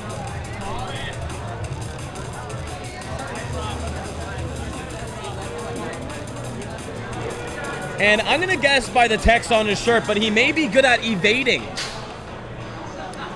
Evasion! All right, timers are ready. And have you seen him before, Joey? Let's go, Hugo. I'm really bad with faces. Uh-oh. Looks semi-familiar. Not the Hugo I'm familiar with, though. And let's go, Hugo. Shout out, France. All right, pretty quick through the early portion. Oh, good stuff step on the wall. Oh, 2 steps on the tiny wall. Wow. Oh, good reach finish there at the end. I thought maybe he had enough power to go for the stride. Hugo gets a Decides time not to. of 13.014. 13.014. Nithin's not going to like that. No, Nithin is not. It's going to push him down a little bit further. Santos. That will push Hugo into third Rob Schill place. is on deck. Seth Moon is in the hole. All right, timers are ready. Rodolfo is And in here's lots of Rodolfo shock. Santos representing Brazil. Let's do it, Rodolfo. Big showing for Brazil in the house today. Might like Naruto, guessing by his shorts. Oh, using that little nub sticking out, that little vault to go up instead. Oh, a little slow up the wall. Yeah, struggling to get the height there. Good precision across. Can he get the acceleration here? Decides to not go for the big jump. Takes the ascent all the way down. Going over the bar, though. First one we've seen. Uh-oh. Might have had to track back. Jacob Jeweler, our gate guardian, not doing a great Rodolfo job gets a time stopping of athletes from walking through that laser. You gotta tackle him. We still love him. There is a fail-safe on the lasers. Gives you about 5 seconds before it rearms. And here we have a returning SPL competitor, the father of the iconic penguin slide to the flying bar catch, Rob Rose Schill. Out of Denver, was it? Yeah. Let's get it, Coming out of Colorado. Rob Schill always coming up with something creative on the course. He has some of the most fluid movement that I have ever seen. Not necessarily known for his strength or power, but his fluidity is bar none. And no slide over the wall. He might be docked points for that. Look at that step through. Whoa. Oh, an interesting route here. Let's go. Did he do a little leg floss situation there? What happened in the air there? Yep. Might have done a heel click. Little heel click, that's what it was. And here is Seth Moon. I am excited to see him compete. Seth Moon. Let's go, Seth. Visualizing each part of the course, seeing the success before it happens. Yeah, that's something massively important with these speed runs, making sure that you visualize everything. You know exactly what's coming before it happens, because a lot of the times you're moving faster than your brain can fully process, and you're almost in autopilot mode. So making sure you've done the prep beforehand is absolutely crucial. Seth could be another competitor to break the 13-second barrier, potentially even getting into the 12s if everything goes to plan. Here we go. Look at that acceleration. Oh, big strides. Oh, single strides. Let's go. Whoa, ripping quickly himself around that around. pole. Oh, no. Wow. Even with a few mess ups, still could make it into the 14 or 13. Yeah, it looked like maybe at the end a foot. 13.85, still very respectable time, but it looked like there towards the end, looked like there was maybe one missed foot placement, and he thought about going for the two-step stride across the gap, realized it wasn't going to happen, and had to change route. And here's another returning SPL competitor, Nick Amblo. Timers are ready.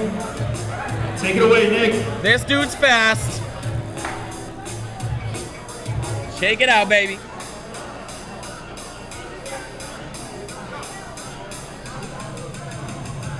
Whoa! Oh, Konging straight over, doesn't even touch the other side. Nice. Quick steps coming up that vertical wall. Oh, keeping his center of gravity very low. Oh! Wow! Great steps coming over the only spot. There was a small mess up. I loved what he did. Coming over that wall up at the top, before going down onto the IMAX, he was able to Kong, stride down. It looked like he came in a little bit shy. 12.884, and that's got to put him in second place. Am I correct? I believe that will put him into third place right now, knocking Hugo down one spot into fourth. Ruh-roh, Hugo. Hudson Kulas is in the hole. Oh, Johan's here with some Pringles. Nice. Timers are ready. Let's go, Dario.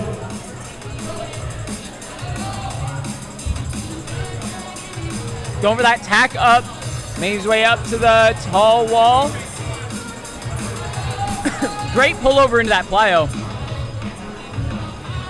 Oh, choosing to go underneath the bar. Oh, very quick and smooth though. Usually you see a lot of absorption. That was extremely smooth. Coming from that big impact landing and then making his way up towards the end.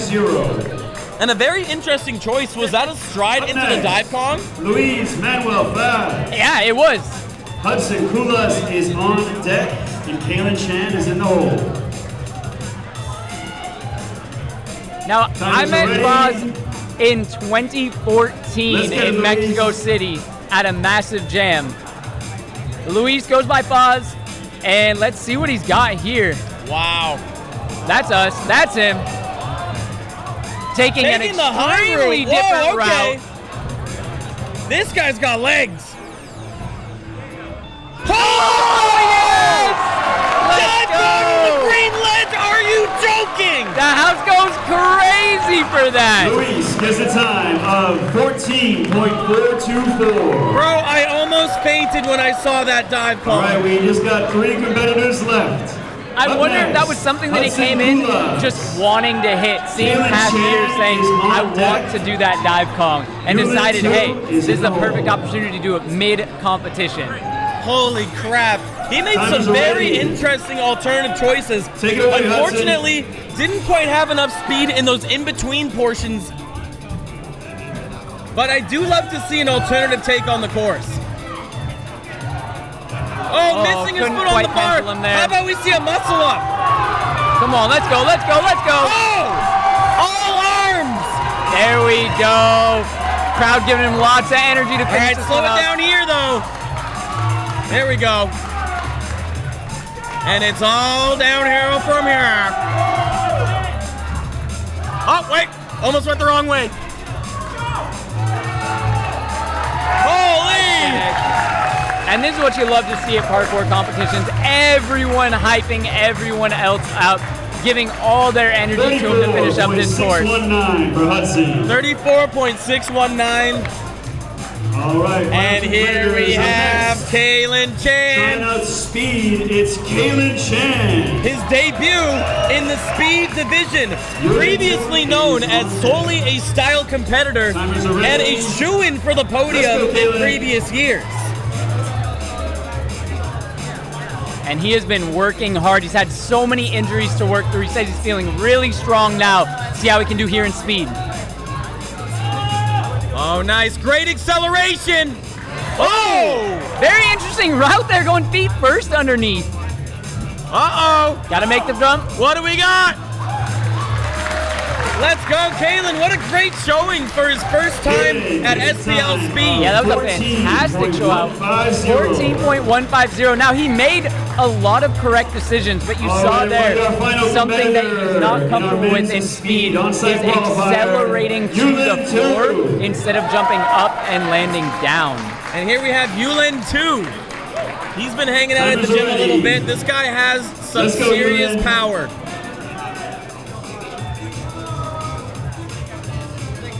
And I believe he's out of Taiwan. Whoa! Oh, good pop up. Okay. Oh, no.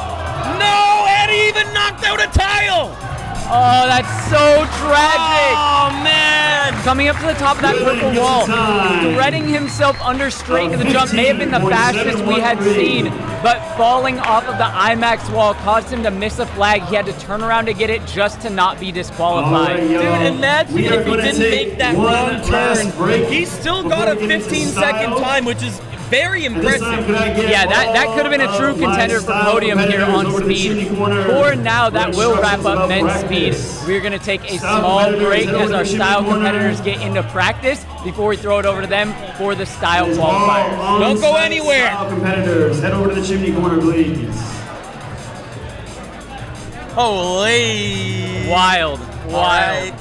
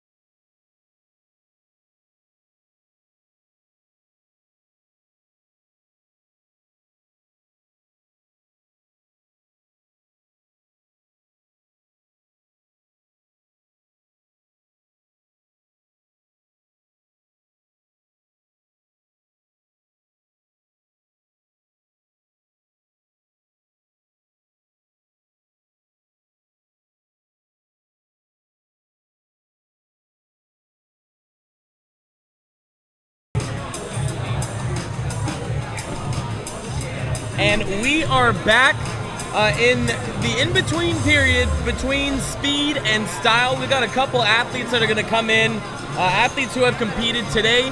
First off, we got Seba. Come on in. Let's go.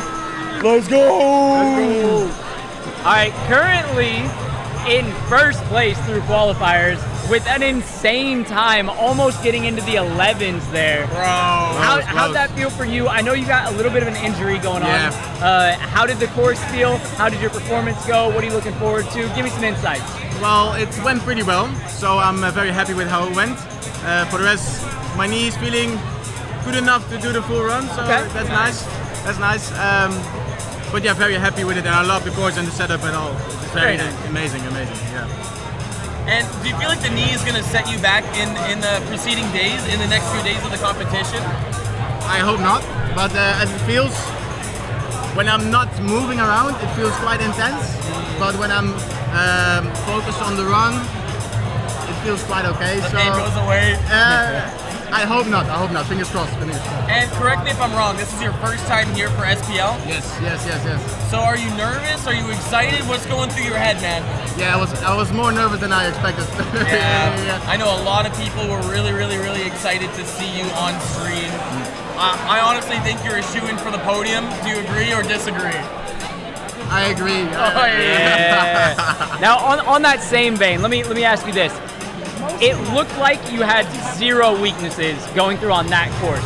Is there anything that you yourself are like, oh, I might slip up if this element is on the course? Is there anything like that, or do you feel pretty solid? I think I could go pretty solid on every. I'm pretty all round, so I think I'll come pretty far. But also here I made some small mistakes, which also happened because of the pressure and stuff. So everything can happen, you know. So, Absolutely, yeah, definitely. What kind of preparations have you made for the competition? Well, I've been very busy with shows, so not really a lot of preparations, especially for the speed. But I've been training a lot generally, so my body's pretty up top again. Yeah. Right on, man. Well, looking forward to what you have in store for us for the next few days of the competition. So excited to see it, and thank you for joining us here in the booth, my guy. Yeah, thank you so much. Well done. Thank you guys. Good luck.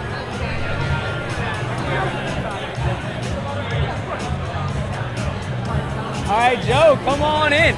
We got Joe joining us. Here's Joe, baby, returning SPL competitor. How's everyone doing? Feeling pretty good. How about yourself? I'm doing good. Happy to be here.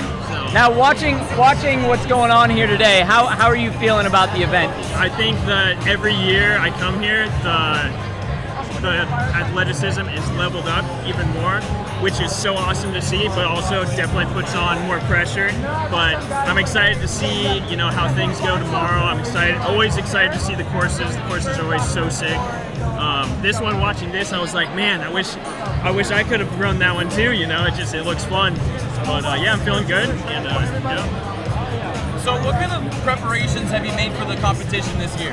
So this year, a lot of my training has been very chase tag focused lately, but I've been trying to implement a lot of plyometrics, just calisthenics sort of training, just get the legs stronger than they were last year. I feel like that was something that was affecting me. I know the first the prelims day, my legs just felt cooked afterwards because it was a very heavy impacting run. Yeah. And so I felt like the next 2 days were just trying to squeeze my way through and trying to prevent my legs from really giving out. So I'm hoping that, this year I'm feeling stronger and should be able to get through to the end without my body feeling fatigued. So that's the plan anyways. Now, you take podium last year. What is your goal for this year? What will you call a success from this year? To me, a success, first of all, being here at all is always a success, but I think my goal is if I make it to finals, I'm going to be stoked. If I can podium again, I'll be even more stoked. And obviously, if I can take first, that'd be amazing. But I'll just be stoked to make it to the final day. I think the biggest win of all is just getting through it without any injuries. So that's priority number one, you know. Absolutely, and especially in speed where things can get so scrambly, those things can happen. But honestly, I got a lot of faith in you, man. I think that you're gonna pull through with a really clean run. Appreciate it, man. Appreciate it. That's the goal. Yeah, literally every single year you come in and you pop off. Thanks, and man. I'm not putting any expectations on your shoulders, but I will not be surprised if you walk away with another podium, if not that first place finish. I appreciate that, man. Yeah. Yeah. Best of luck with everything. Thank you, guys. Thank you. Cheers, bro. Yeah, look forward to the next couple days. Absolutely. All right, thank you. Yep. Who do we got next? Looks like we got Will Hess. Oh, our biggest competitor, Will Hess. Oh yeah, what's up guys? What's up chat? How we doing? Doing great today. How are you doing, especially watching the on-sites right now? Is there anything making you feel confident or less confident through watching these? I mean, I've kind of just been watching here and there. I haven't been super focused on it. I was eating my pizza, so. Cool as a cucumber, okay. Pizza, the fuel of athletes. Yeah. Do you have any kind of habits or routines that get you in the zone for competition? Not really. I try not to take it too seriously, because if I feel like if I get too much in my head, then I'm gonna start messing up. I kind of just go out of like, I'm here to do parkour and do parkour fast. But, beautiful. Yeah. Keep it low stress and just focus on the thing that you love to do. 100%. That's what I like to hear. With that said, in your preparation for the event, not necessarily what specific you did for SPL, but what has your training been looking like over the last month or so? So, over the past month, has been over the past year, basically. Started since SPL3 ended. I've been just doing tons of... Eleanor in the hole, followed by Never mind. No, keep going. We serious about you. So, yeah, I've basically just been making speed courses and just doing them just over and over and over. I'll make some mistakes here and there, but once I get clean runs, that's when I go really fast. So that's what we're looking for, clean runs. Who you got for the podium this year? Me, Brandon, and then Joe. I don't think there's anybody else who's fast. No one, right? Whoa! Nobody else that's fast. okay. That's not like the, okay. Coming with the confidence coming through. Tongi's got to be in there somewhere. But we'll see. Forgot about him, huh? I'm just messing around. No, beautiful. Honestly, that's like a pretty sound podium prediction. And when it comes to speed, like we're talking like fractions of a difference. Anything can happen. Like you make one tiny mistake and then it's over. That's what's cool about it, and that's also what kind of sucks about it. It's always so close. Anything can happen. Yeah, that is true. Well, thank you for joining us here in the booth. Looking forward to seeing what you Best have of luck. for us. Yeah. Later, chat. Catch you. That's Big Will. All right, guys, that's going to do it for our speed round. We are going to switch over to style now, starting up with our women's style competitors. We're going to be doing a line round, which is a little bit different than our first day usually is, which is usually combo. But for our qualifiers, we will be seeing a line. So what is the difference between a combo and a line for those who aren't informed? Yeah, so a combo, we are looking for 2 to 3 tricks that are plyometrically linked. So as soon as you land, you immediately bounce into the next trick, no extra steps. A line can include combos, but it's also going to have some steps involved, and it's generally around 10 to 15 seconds, trying to leave out most of the fillers and have some heavy hitting tricks inside of it. And typically upwards of like 5 moves sometimes. It can get really gassy. Gassy, what the heck? You know what I mean though? I know exactly what you mean. Do that. Oops. Takes a lot of fuel. You're not just hitting 1 or 2 tricks. You got to put it all together. Oh, and here we go with the women's style division. All right, a Webster side over onto the A-bomb now. And finishing off with an A-twist. All right, L looking pretty good. And as style lines usually go, this is really going to set the pace. We're going to see Generally, the first line has to be middle of the course, and the rest of the lines are judged based off of that first one. There are many categories that we're looking at, such as scale is a very, very big one, how high level the moves are. And I think the thing that took the cake in that style run that we just saw, probably starting the run with that gainer off of the gray walls. And I think we've got a couple new faces here for the style qualifier. Who else do we got in the contingency here, Joey? We got Emma Storo, we got Laurel Hinch, and we have Eleanor Eck we just saw. We also have Ellison Carter.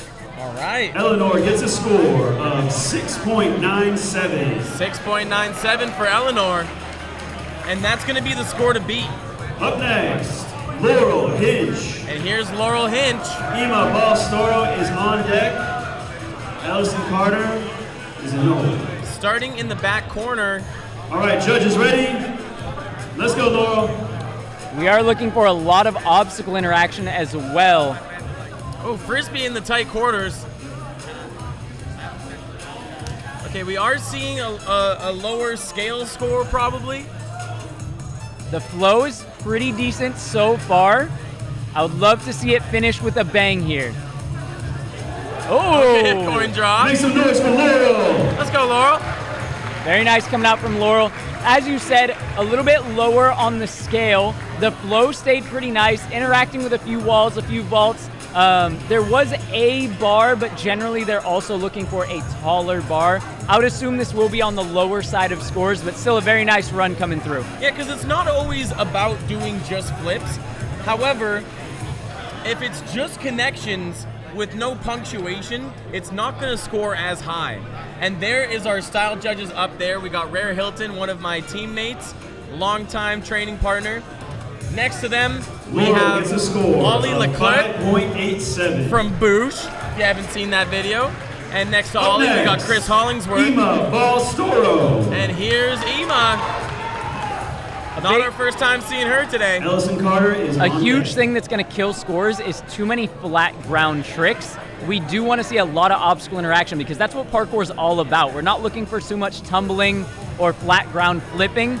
We are looking for how you use your environment. We're in this awesome gym. Right, we want to see it put to use. And this starting point is a very intelligent placement because if you can use gravity to your advantage, it takes a little bit less energy to make your way through the course.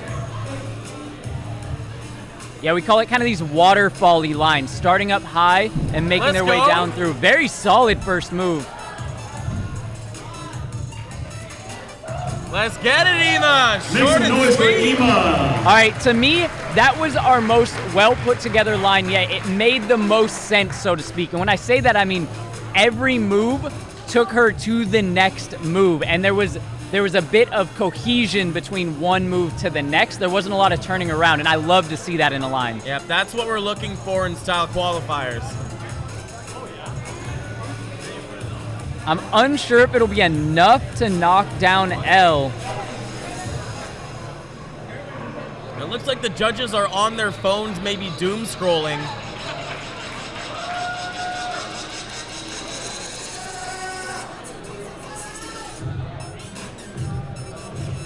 And who's going to be our last competitor here, Joey? Looks like Ellison Carter. Yep.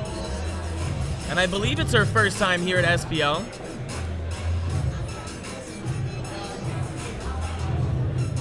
We're still waiting for that score from Emma. Or Emma, rather. Emma. Will put her into first place with a 7.07. Pretty good, pretty good. And our women's on-site style qualifier, Ellison Carter. Our final competitor for the women's on-site style qualifier. Let's go out. Whoa, very smooth. Cartwheel right into the pistol back. Let's go, that was cheeky. Well, little stumble on that Webster landing. Now setting up for something here. Oh! Okay! Ellison. Ellison, all right. All right, now this will be interesting because the scale was very high. The line did make sense. There was a lot of obstacle interaction, but the pace, and I know that this is not a direct thing that we're looking at, but we are scoring off of overall impression with a few things in mind. And for me, the pace was a little bit slow, and there were a couple missteps, a couple stumbles. That said, the move choice was much, much higher than the rest of our runs. Yep, she had a couple surprises in there, a couple moves that you might not have been able to predict by just looking at how she was setting up for them. If I had to guess, I think this might put her in first place. There was some very high scale to this and great obstacle interaction. And I love that little under the leg clap before that pistol back off the brick wall. Ellison gets a score of 7.45. 7.45 for Ellison Carter, which is going to put her in first place. All right, can I get one more round of applause for our women's on-site style competitors? That's it for women's style on-site qualifiers. We're going to take a break right before we go into men's style. Can I get my men's style competitors to the chimney corner one more time? And looks like we're going to have a quick little break before we get into the men's style. Hopefully we can get a couple athletes in here for some interviews. Yeah, it would be great to pick their brains a little bit about how they approach style and what they look for, as well as how they felt about the lines that we just saw, because in my opinion, I do think these scores looked very, very solid, but it's interesting to see somebody like Ellison coming out with the really big tricks, couple missteps. I think had those missteps been cleaned up, that may have been close to an 8 score. True, honestly true. And man, it is underrated how difficult it is to put together a line under pressure like this. Like making a line in general is a lot of work, but when it comes to the competition, the pressure, everything is just so much harder to put together. Come on in, come on in. All right, we got Ellison joining us here in the commentator booth. Ellison, that was a fantastic line that you just put together there. I noticed you focused a lot more on the bigger tricks this time, coming in with the pistol squat as well as the, what do you call it, ping? I call it a ping. A ping. Some people call it a cum squat, but I don't understand that. So Ping does tend to make sense. So it's easier to remember ping. Now, do you tend to focus more on the fluidity or bigger tricks? What's your take when it comes to building these style runs? I'm working on trying to connect things better. I think the people I admire the most just look like water, so I'm not there, but that's what I want to do. Yeah, my personal highlight was that pistol back off of the brick ledge and the little clap underneath. That was so funny. Nice. Super cheeky. And how was your process for putting together that line? Well, I had some time before when we were milling about, and I was just trying to judge heights, and the heights were a little higher than what I'm used to, but looked doable. And so then when I was practicing, that was my main thing, was to dial in so I don't over-rotate. And then after that, work on the connections, which have a long way to go. Now, I actually thought your connections were really, really smooth. There was obviously a couple stumbles, but I don't think it's a tricky place because that falls under some execution, right? Which hurts overall impression as well as misses the fluidity. But what I really liked and what I want to highlight, and I wanted to ask you, the thing that I liked is cartwheeling into that start makes a big difference in my opinion. Is that something that you think about when building these lines, is instead of starting in your position, finding a way to flow into it? Yeah, that I did actually. I worked on the pistol squat first and then tried to build in some ways to get into it, and there's some other ideas that I couldn't accomplish, but that one was doable. So yeah, it was fun to build it. Well, amazing work. Congratulations on first place here at the SAL Qualifiers, and we're looking forward to seeing what you have in store for us. All right, thank Awesome you very job. much. Thank you. Cheers. Yep, thanks for that. Sorry. Almost missed the dap up. Oh no. Tragedies involved. So maybe we can get like a previous style champion here in the booth. Yeah, it would be really cool to talk to Audrey to see what she thinks about this competition and how she approaches building these lines, as well as the difference between day 1, 2, and 3 with combo, line, and big trick. Yeah, big trick is a big sticking point for a lot of athletes. Now I'm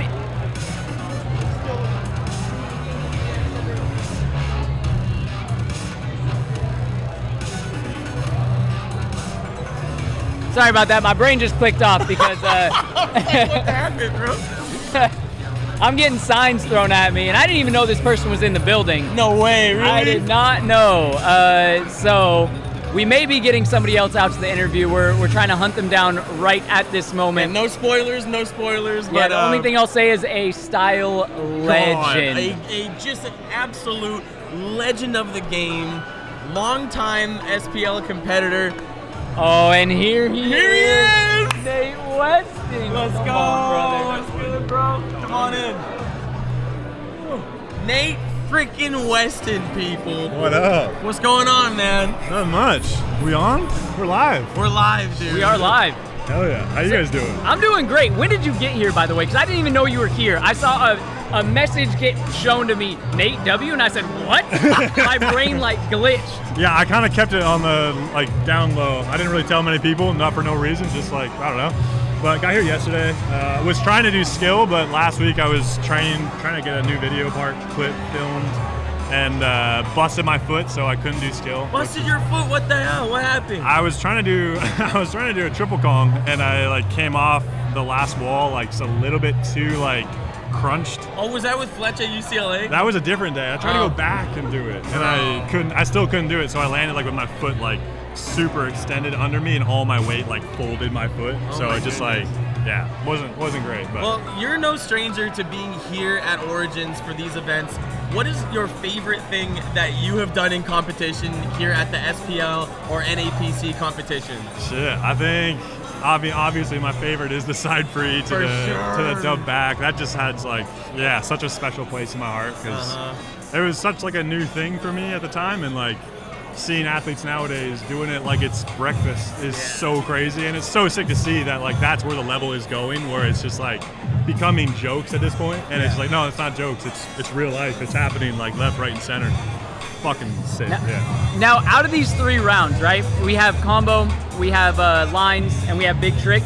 What's your favorite one to watch? Not necessarily do, but what's your favorite to watch? I think big trick is my favorite to watch. I think it's just so easy to understand and see what the athlete is going through, mentally preparing and working up to do this thing, that it's very obvious what it is. So you're on the edge of your seat.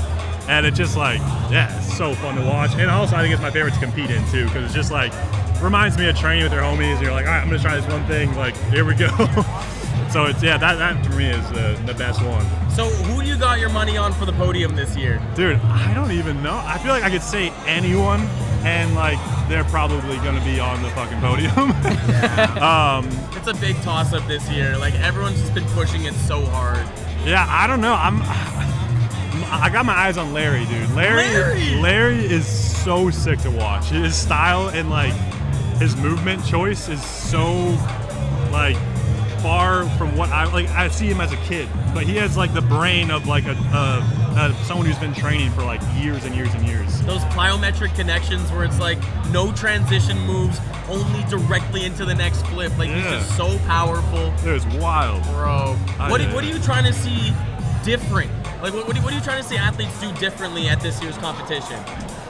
I don't know. I mean, maybe not differently, but I feel it's kind of happening already, but kind of having an ode to the old school, older generation, but just making things proper. I don't know, don't slant your Kong gainers, don't be doing off-axis stuff, or do it and with the stees, but just I don't know, bring it back to the good old days and show parkour for what we know it as. And we know Ed can do that. Oh yeah, maybe we'll see him on the podium. Dude, that would be a legendary. Yeah, Ed. Oh my god. Yeah, I wanted to speak a little bit too. You were saying maybe you wanted to do skill. Yeah. We do have another style legend in Ellis Torhall. Yeah. Going into skill. How do you think he's gonna do? I think he's gonna do amazing. I think honestly, I think he could podium for sure. Yeah. I don't know what it is about certain style athletes like Ellis, and there's many more other people like that. But their training style is so well-rounded that they do style, but they're not limited to just style. Yeah. Whereas like in skill or speed, it's like not as much that way. Where it's like if you just train speed or skill, I feel like that barrier to entry into style is really hard if that's not something you train, which is like completely fine. But I feel like with everything that Ellis does and like style athletes have to go through, like physically, like it just kind of like sets them up for success. And you see it here with Ellis. Like he's just killing it, man. It's so sick. Yes, G. Well, sick having you here in the booth, man. Thank you. Great to see you. So good seeing you guys. Hope you enjoy the rest of the competition. I will. You guys have fun. Yeah, we'll do. Soon. Enjoy. Soon.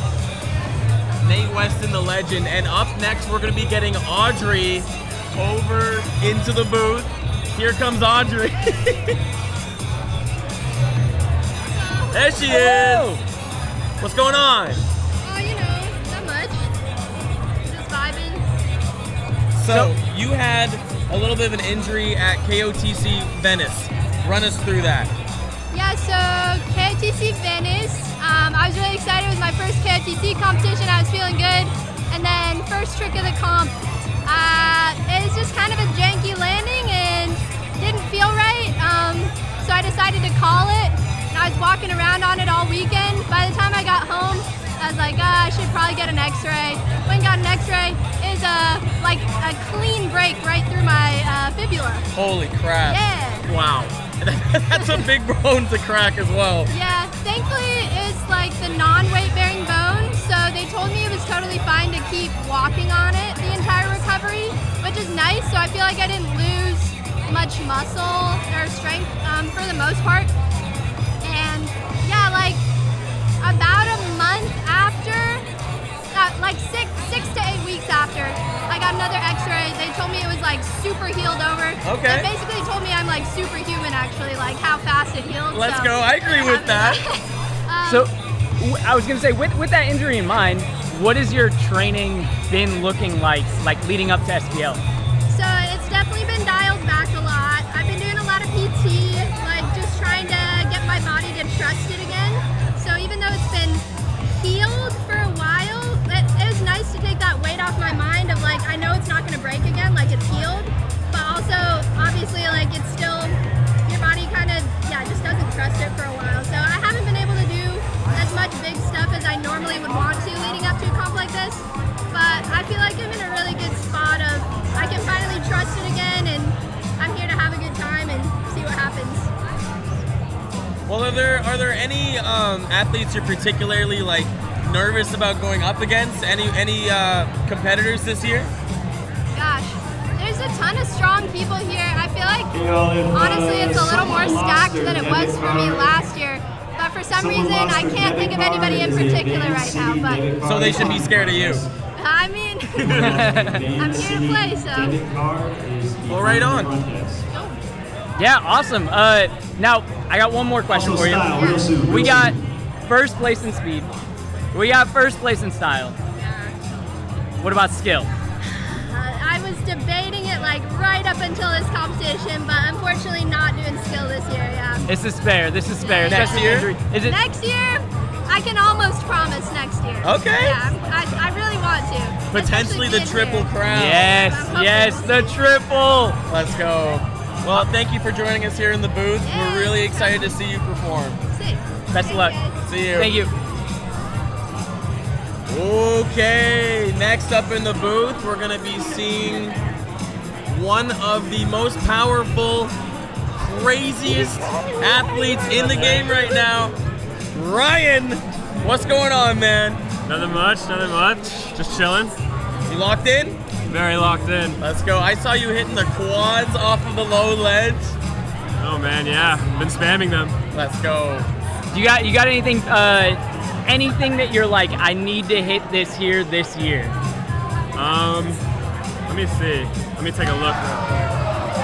A lot of prees, because I know they're judged really well. So like big trick prees would be really good. And then quad full. Yeah, that needs to happen this year. Let's go. Now, speaking of the prees, is there any specific training that you do for that? Is that something that you have in your mind? You're like, okay, SPL scores this pretty high. Let me do some focused training on this, or is it just a byproduct of the training that you already do that you feel confident with things like that? It's always focus. Everything for competition is always focus. Like if I'm training quad, I'm training quad. If I have to do a flip pre, it's always a very specific flip pre. Like for KOTC, I was training the dub sheet gainer pre for a long time before that. Like after seeing Ellis hit that, I'm like, yo, I gotta level up. Absolutely. And so, yeah, those pre's, everything is just super, you know, direct. Bro, you've been on the craziest come up these days. Like, even just like doing Kong gainers like or frog gainers off of the ledge like it's nothing, man. Honestly, it's the most impressive thing. It's like someone's just imagining what is the best possible thing to do in each moment, and you actually execute that in real life, man. Thank you, man. Really amazing to see. Thank you so much. It means a lot. With that said, is there any like holes in your game that you see that you're like, I think I should work on this, or continue to work on it? I'm perfect. No. The very first time I saw a hole in my training was bars. A long time ago, I did a competition. I didn't do very well because I didn't have like, you know, bars. Like I've been doing lines for so long that I've touched nothing but blocks, and there's no bars in there. So last year, I was incorporating a little more bars, and this year I got my bar game on lock. Come on. But also the flip freeze. The flip freeze is fucking. Am I allowed to curse? Go for it. Okay, my bad. But it's game changing, and like a double flip pre or a triple twist pre or something like that would just be so game changing. So it's like, you know, these things got to be leveled up. There's holes, there's gaps that got to be filled. So you're not necessarily set on like whether it'll be a triple twist pre or a double flip pre. Like you're just like whatever I feel in the moment. Not exactly. Like I'll think about it. I'll really think about it. Like I'll watch competitions and I'll be like, okay. Or like I'll watch last year's competition and it's like, okay, what else could be hit here, you know? It seems like they score flip prees, double flip prees, or humongous things that are scaled to such a large level really, really well. So if I could pick something that's really hard as an individual trick and scale it to something that'll be judged really well, I think that's gonna be like the next thing that I'll hit. Yes, sir. That's some next level genius planning, and that's the type of thing that is absolutely needed in this day and age with the incredible athletes that are out there. Yeah. That's something that's gonna set you apart, is that methodical training and planning for the dub. So Yeah. with that, I'm psyched to see how you do. Thank I you, man. did hear we're about to throw it over to men's skill qualifiers, so we're gonna get watching that. But bro, best of luck. sure, I man. can't Best wait to of see luck. that You planning guys pay are off. looking forward to seeing you out there. Thank you. Thank you for having me. That's the boy, right, dude. Oh my goodness. I can't wait, man. And I love to hear something like that. Just like we hear from a lot of our athletes, like, what's your preparation been? Oh, a lot of training, a lot of training, Normal a lot of training. You hear from Rai, who's been on an absolute tear lately and considered by many one of the best. He's someone that's methodical about it. He trains specifically for what he wants, and that shows off, as he said, with his bar training, which was a little bit subpar, as he said before, and then he just locked in, and now he's doing triple flyaways like they're nothing. And we just got an official update. Kalen Chan is potentially out of the competition. Sounds like he is hurt. There was a question mark involved on the sign, so maybe not, but I wonder what he could have been hurt on though. Like maybe the jump to the green wall, because he did kind of hit it shallow. it walking up. looked shallow, yeah. I'm getting another input from our production team that it may be a cut knee. A cut? Yeah. Let's grab a Band-Aid. Let's get him back on the course. That's what I'm saying. Stitch it up real quick, throw him in. No, just kidding. Take care of yourselves. Don't For do that. sure. No, it's not worth bleeding all over the course. Safety-wise, it's not good. It takes a lot of bleach to clean that stuff up. We don't want to see that. But a cut. I wonder on what? Yeah, I'm not sure, and I am kind of peeking around trying to find him, but I don't see him. We might get more information as it develops, and we'll see. We are rolling over into that men's style round here in just a couple minutes. We wrapped up their training. We're cleaning up the course now, making sure there's no slips. We're And watching there was Ellis have a eating. little meal. Yep, there's him munching. Fueling up. Oh, my man. Oh, he is so good. All right, we got a total of just lurking back there. competitors in our men's style on-site. 16 competitors just for on-site. We got our first fighting 8 for a competitors limited about number to go of head-to-head. spots. Then we'll take a short break and go with the second half.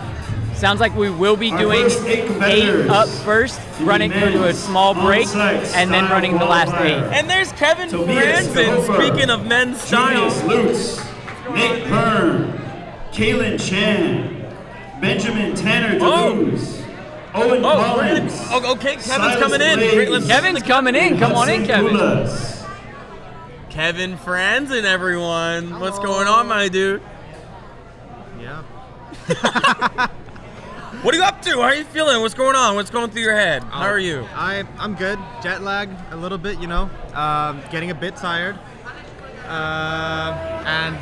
What about the murders that we've been hearing about? What? Sorry, my bad. Murdering the course, potentially murdering the course. Oh yes, that murdering the competition, you know, all of it. Yeah. No, I'm excited about the competition. I'm more excited about skill this year, for sure. I just feel like that's been more of what I've been training for the last few months. And the challenges seem to get quite technical from watching on-sites at least. Like this cat, you know, around the corner. Really nice, like a good addition. Fresh. I feel that's more new to SPL and really fun to see. Yeah. And I've been telling people not to underestimate you in the skill division, man. Honestly, I think that you could be on the podium. Tobias, are you ready? I mean, I'm here to try. Let's go. I think so as well. Yeah, for sure. So what's kind of driven the passion for the skill division this year for you? Why skill over style? I feel like I just want revenge from when I was here 2 years ago. And I didn't do any final challenges. I was in the finals, but didn't actually do any final challenges. And I feel like I just want to, you know, do that. Back from Tobias. Wait a second. Oh my goodness, here we go. He did a dub back? Started off with a double back, yeah. He's very good at that move, though. Yes, he is. Flowing through very well. Wall flare. Oh my goodness, that was clean. Tobias, jeez. I'm from Austria. From Austria. Yeah. And wait, we should just keep you here in the booth. True, yeah. Like he's very good at wall dub back. Wall dub back, really? Very very specific. Good at. Oh, this was the guy you were showing me. I know. I'm saying. on deck. He's very good at wall dub back in general. Been doing it a lot. He's been competing in FIG a lot this year for Austria. Boo, FIG. That's sort of all the information I got on him. But yes. Well, you showed me one run of his, and it seemed like his connections were a little bit weaker. But what we saw on the run was actually a pretty nicely connected run, so that was quite nice. Yeah. And I mean, it's zoned in as well, so you have to kind of stay in the same area of the gym. And where it is, like, if you're in that pit, it's a corner, there's a high wall there, so if you go down, it's going to be hard to come back up with a nice transition.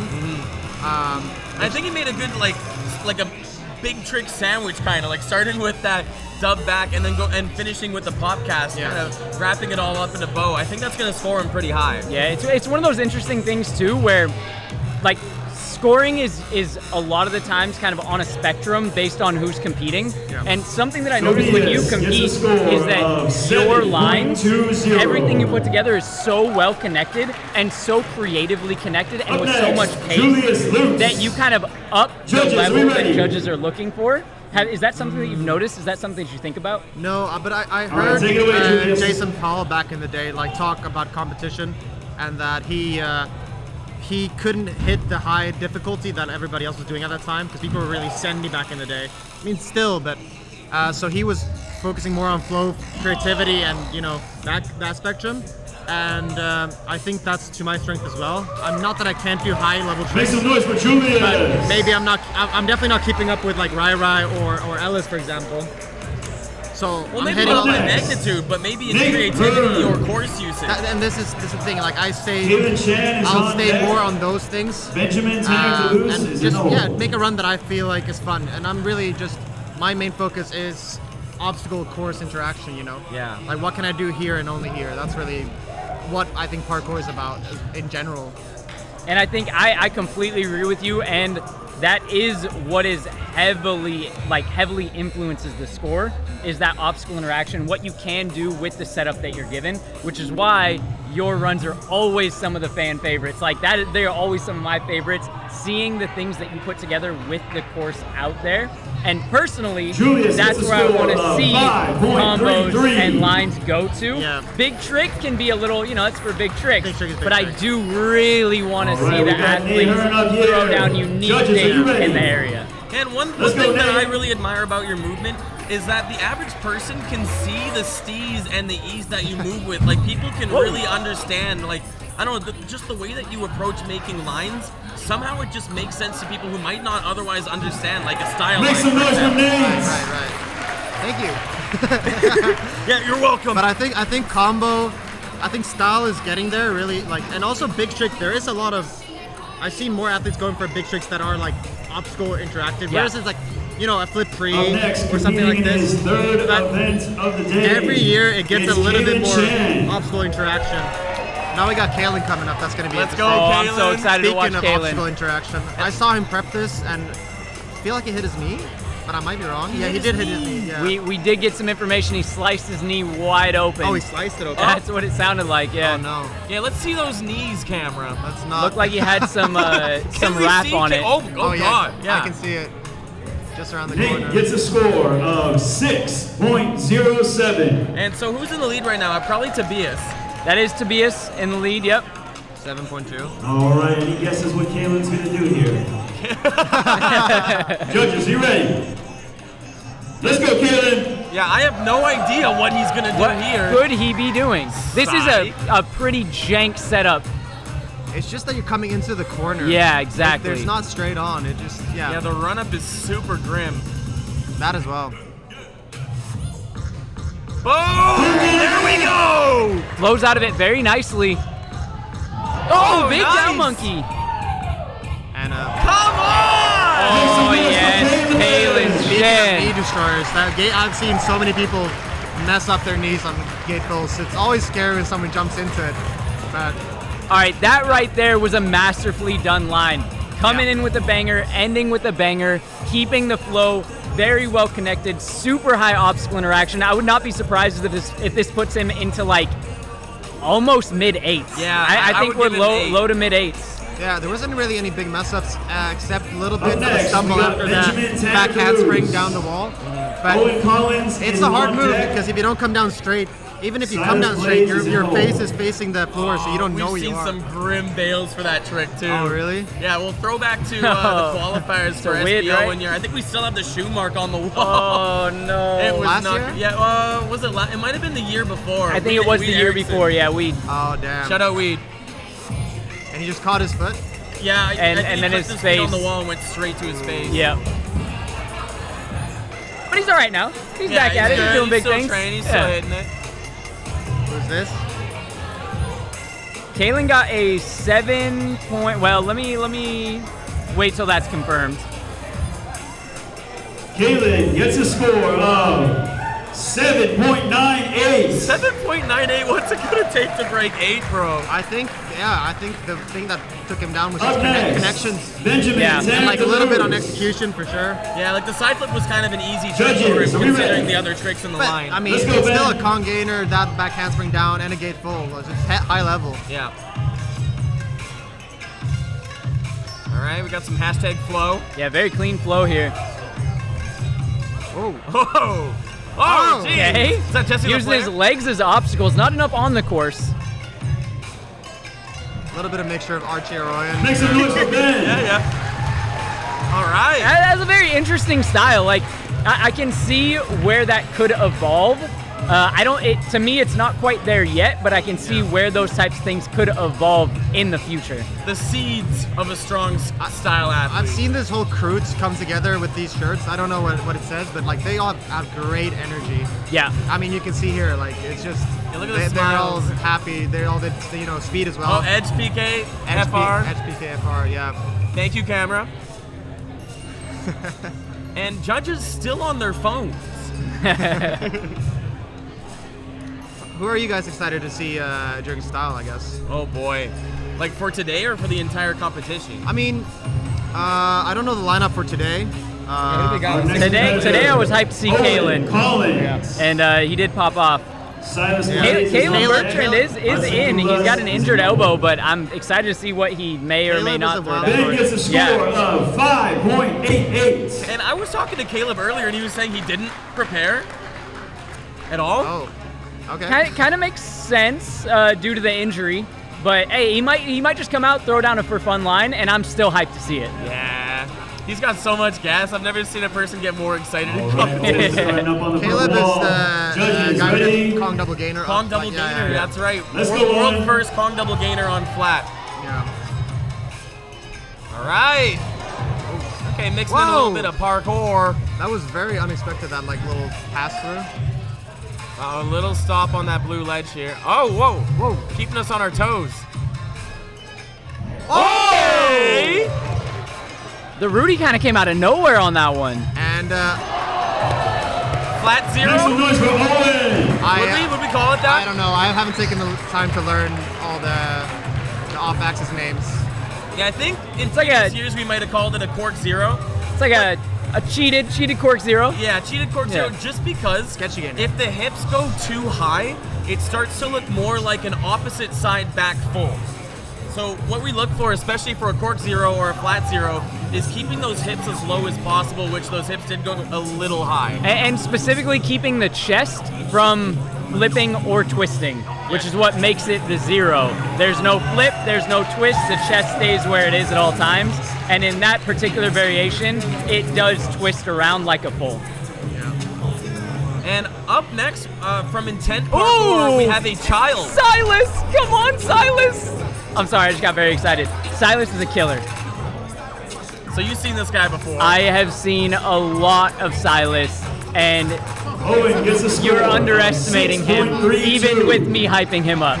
He is extremely talented. What is he gonna do? Youngest competitor of the weekend. Blaze. He must be. By far. Judges, are we ready? So young, he needs Let's a go, chaperone Silas. to buy a Monster Energy drink. Reppin' Intent Parkour. Let's go! Big side gap. Come on! Oh my goodness! Woo! Just gotta end it strong here. Make some Yeah, noise for let's go, Silas! Silas! And how old is he? I don't want to guess, because I might be wrong. 13? All right, Kevin, it's been a pleasure having you on the broadcast with us. I think we are going to pull Daryl Stingley in here, though. Okay. I'm a maker. All right, man. All right, best of luck. Thanks so much.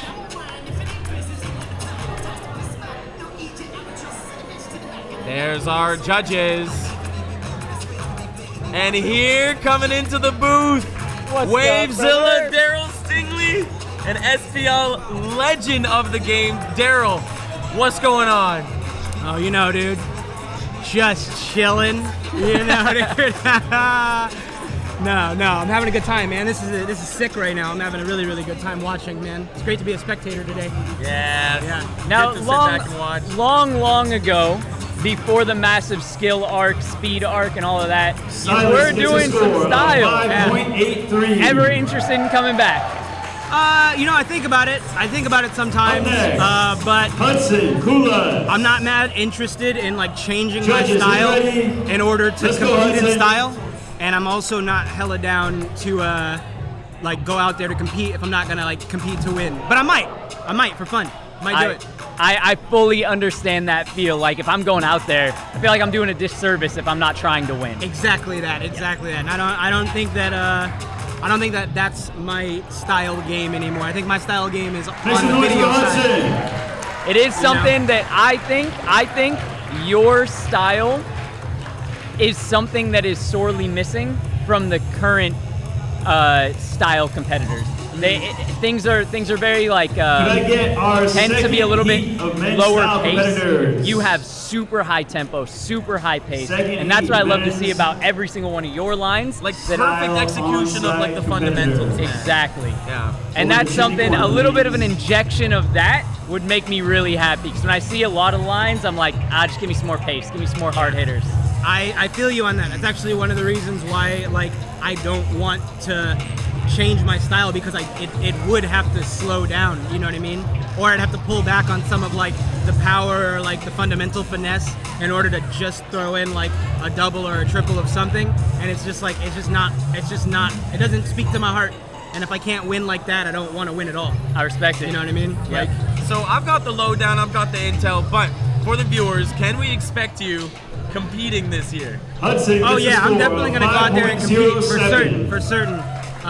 You know, I had the ankle All right, now we're surgery gonna take a short 3 months break. ago, So that's a little bit of a short timeline to be trying to get back to World Championship shape. I got a few issues going on, like coming from the ankle surgery, so I don't think I can go out there and like take huge risks, but I'm guessing that tomorrow's gonna be harder than today. Watching today, I was like, oh, it's chill. Light work. Yeah, exactly, it's chill. But tomorrow, if it's on that level that they come back with every year, then I might have to make some choice decisions. But I'm definitely gonna go out there and I'm gonna have a good ass time. You know what I mean? And then anything I feel like I can safely push, I'm gonna go for it. And anything not, I'm just gonna say I got enough hardware, I'm good. You know what I mean?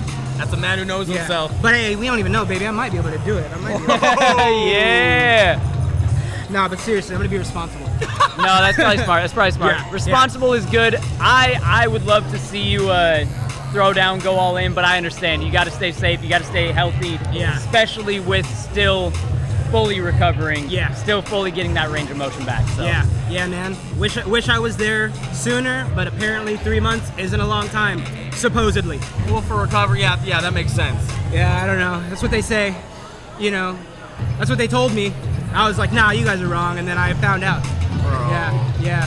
Well, Daryl, it's been an absolute pleasure having you in the booth with us, man. We're looking forward to seeing you compete. Brother. Best luck tomorrow. Looking forward to it. Thanks so much. Thank you, guys. Love you guys. Yes, sir. Much love. All right. Oh, goddamn. I don't think this is going to get... this isn't looking good. And we're just on a quick little break in between the heats. That's true. That's true. We're just on a little bit of a break right now. Who have we not seen competing yet? So we've been through 8 competitors. We have 8 left. Looks like we got Katie Shaw, Eric Corrales, Ben Weaver. One of the most infamous moments of last year's competitions. A lot of people have been asking me, is he going to run back the massive dive roll? I got official confirmation he will not be. So don't be expecting that. Now shout out to Eric because he can do that dive roll. Let me be clear. It was a mess up. He did miss both hands. Just want to be clear. He has the skill to do it. He has the hardiness to do it. Just got a little bit unlucky. Yeah, like he's not some random idiot going for a big dive roll for his first time. I've seen him do bigger ones and execute them just fine. I've also seen him eat 6 bananas faster than I can eat 1. He's a spectacular human. Now, right now, it looks like we do have another interview coming up. I'm unsure if it is Ellis or Kaylin. It looks like we're going to do Kaylin. Come on over. Come on. Get up in here. Bro. Hey, what's good, man? Hey. What the heck happened to your knee? Dude, like, in practice, I was just, like, really concerned about making the distance.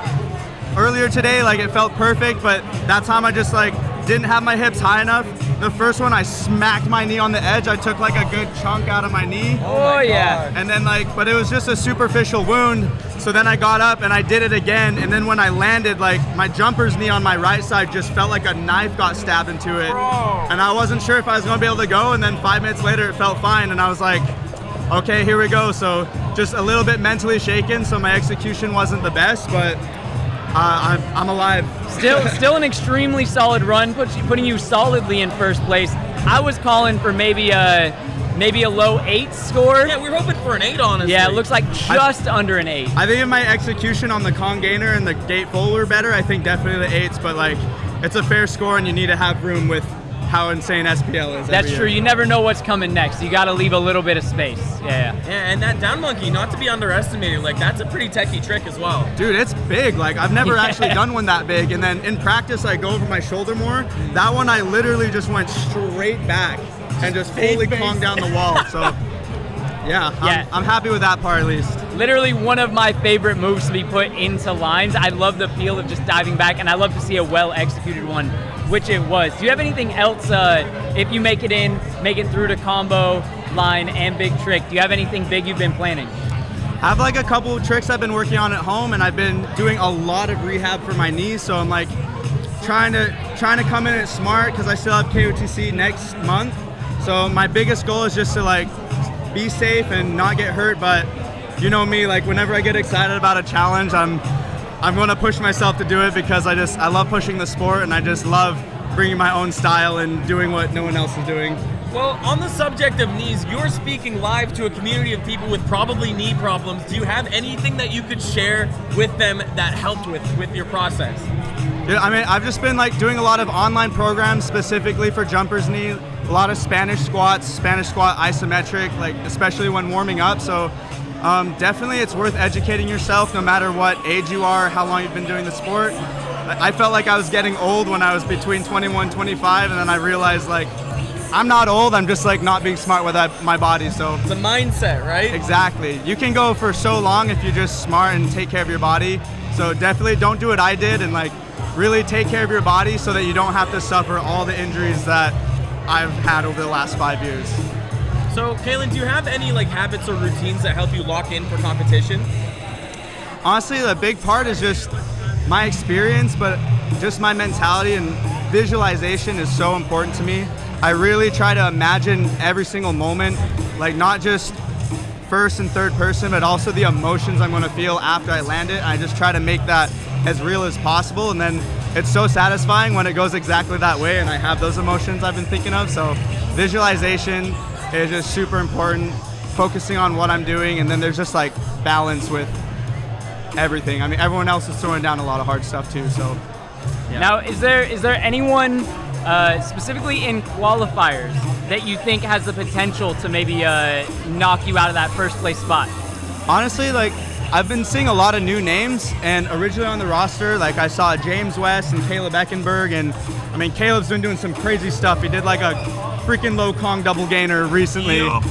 I couldn't even believe that was possible, but I was a bit worried about them, but both of them aren't competing today, so it just seemed like a lot wider open, and I tried to make a line that was low impact, but still my style and still difficult enough, so. That's crazy that's low impact. Right. That's insane. I know, bro. Just the standards here, you know. Yeah. Low impact is so like high. head height drops. And. All right, Kalen, well, as of right now, you are securely in first place. I'm not sure if anybody can take that spot away from you. For now, best of luck, and hopefully we can see you tomorrow. Thank you. Yes, You guys are G. awesome. Thanks for killing it and for all the support. And yeah, thanks for watching, guys. Have a fun time for the rest of the show. Much love. And if you like his shirt, it's available for purchase. He sells those things. And coming into the booth now, we got the champ, Ellis Torall, baby. What's up, Ellis? Not like we didn't see him earlier. All right, Ellis, so now we've gotten a few style lines under our belts. Have you been watching? Yeah, I've been watching. All right, what are your thoughts so far? What do you think, what's been looking really good? What do you think could need some improvement? I don't know, Kalen looks pretty solid. Yeah, just a solid run. Like, it's not the hardest tricks for him, but he didn't need to go harder. He didn't put himself stable, saving energy for tomorrow. That was sick. Yeah, it's kind of preposterous that like that is playing it safe. Oh, and we just got word that James West is injured. He's not going to be joining us. Yeah, it's unfortunate. Yeah, I heard he broke his face, quad back. What? Yeah, like he did a quad back and kneed himself in the face. He's fine though. He's fine. Oh my goodness.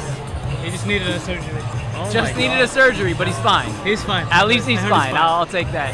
I did have a question about this course. Do you like daydream a little bit when you see the course? Like, what would you do on that setup? Did you come up with anything? Like always, like unconscious. Like I always catch myself like thinking about it, like all the time, like every night before I go to sleep, like, thinking about it again, like always. And dude, while we're on stream, I just wanted to drop like such huge respect for you, man. Like, if someone else was at the level that you're at, all they would have to do is just hit a triple flyaway and just, I don't know, like phone in the rest of their line. But for you, like, your level is so high and you choose to like project it creatively and still like smash like unreal challenges. Like at the level you're at, you don't like, you might not have to go as hard as you do, but you choose to just continue to raise that bar, man. I think that's such an amazing thing. Appreciate it. Some really kind words. Yeah, it's just for me, it's always about like pushing myself. Like I don't really think about what is gonna score and stuff. It's just like something that's new for me and that scares me, and yeah, that's like my motivation. Just you versus you. Do you got anything like that out here that you're looking at for this year? Yeah, I got some really scary anything things you want to share? Not really. Okay, you keep it a secret. I respect it. I'll be looking forward to it though. I'll tell you off cam. Yeah. Sick. You already know one of them, I think. You saw some preps. Oh, I did. Yeah, okay. No, I do know one of them. I'm excited. Wrapping up practice. All right, guys, it sounds like we are wrapping up the skill practice, or the style practice, which means we're going to be jumping right back into it and get that on screen. So, Ellis, thank you so much, and I cannot wait to see what you got in store. Respect to the GOAT. Thanks so much, guys. He's going for the three-peat this year. That's right. I did see. I can't share nothing, but he's got some big, nasty stuff planned that would be for sure an NBD. I've never ever seen this done. So hyped on that one. Dude, on a personal basis, did I give that compliment correctly to Alex? Did I phrase that correctly? You stumbled a little bit, but you picked it back up. You picked it back up really well. Like, you guys get what I mean, The right? vibe got across. He is so good that it could be phoned in, but he respects it, the sport, and respects what he wants to do so much that he always puts out his best stuff. Yeah. Well, I sure did my best. Hey, we've been talking a long time. You know what I mean? It's hard to talk. Coming out of these mouths. It's things be happening.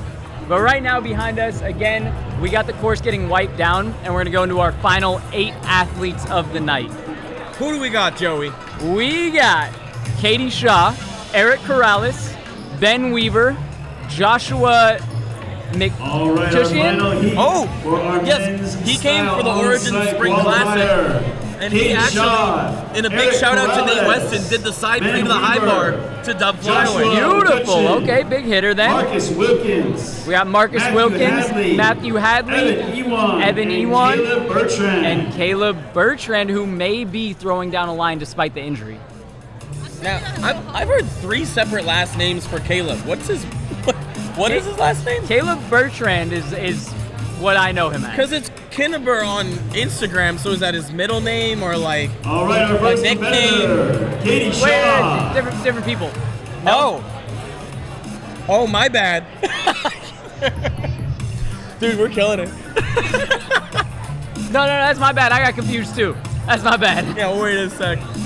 No, I think Caleb's just watching. Yeah. Caleb's just watching. Yeah. But he might, you never know. Maybe he just slides in real quick, throws the line down, whatever. They should call him, instead of Caleb, they should call him K double G lib. Because Con double gainer. That's what they should call him. K double G lib. Clear everything up. All right, judges, you ready? Okay, here comes Katie. Let's go, Katie. From Edmonton. Shout out water slides. Great water slides there. Speaking of leveling up, Katie's been absolutely tearing it up lately. A lot more high-level stuff. I'm excited to see what comes out here. Always creative with it, always fluid with it.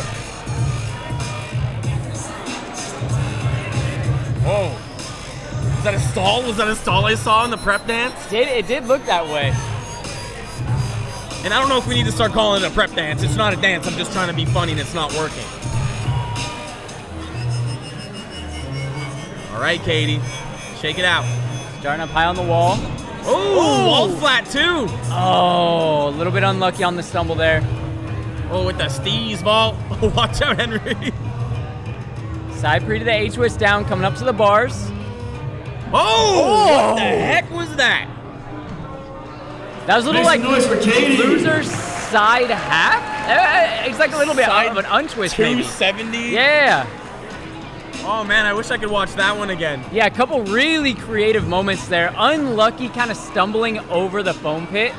I think had that not happened, could have gone into the rest of the line with a lot more of a clear mind. And I think an old head watching that first flip might think it was just a weird wall side. It was actually an off-axis trick that was a wall flat 270. Yeah, something that I've literally been grinding for like 3 weeks now, and I'm no closer to getting. It's so difficult. Yeah, I could hit a flat 3, and then if I'm having a great day. Oh, dude, Eric just really, he's pumping his fists after that box jump.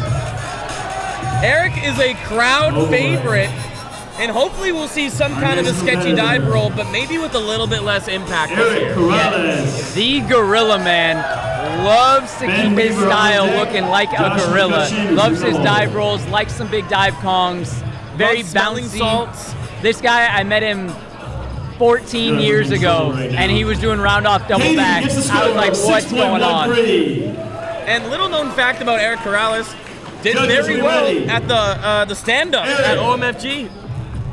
I think we're ready. Let's do it.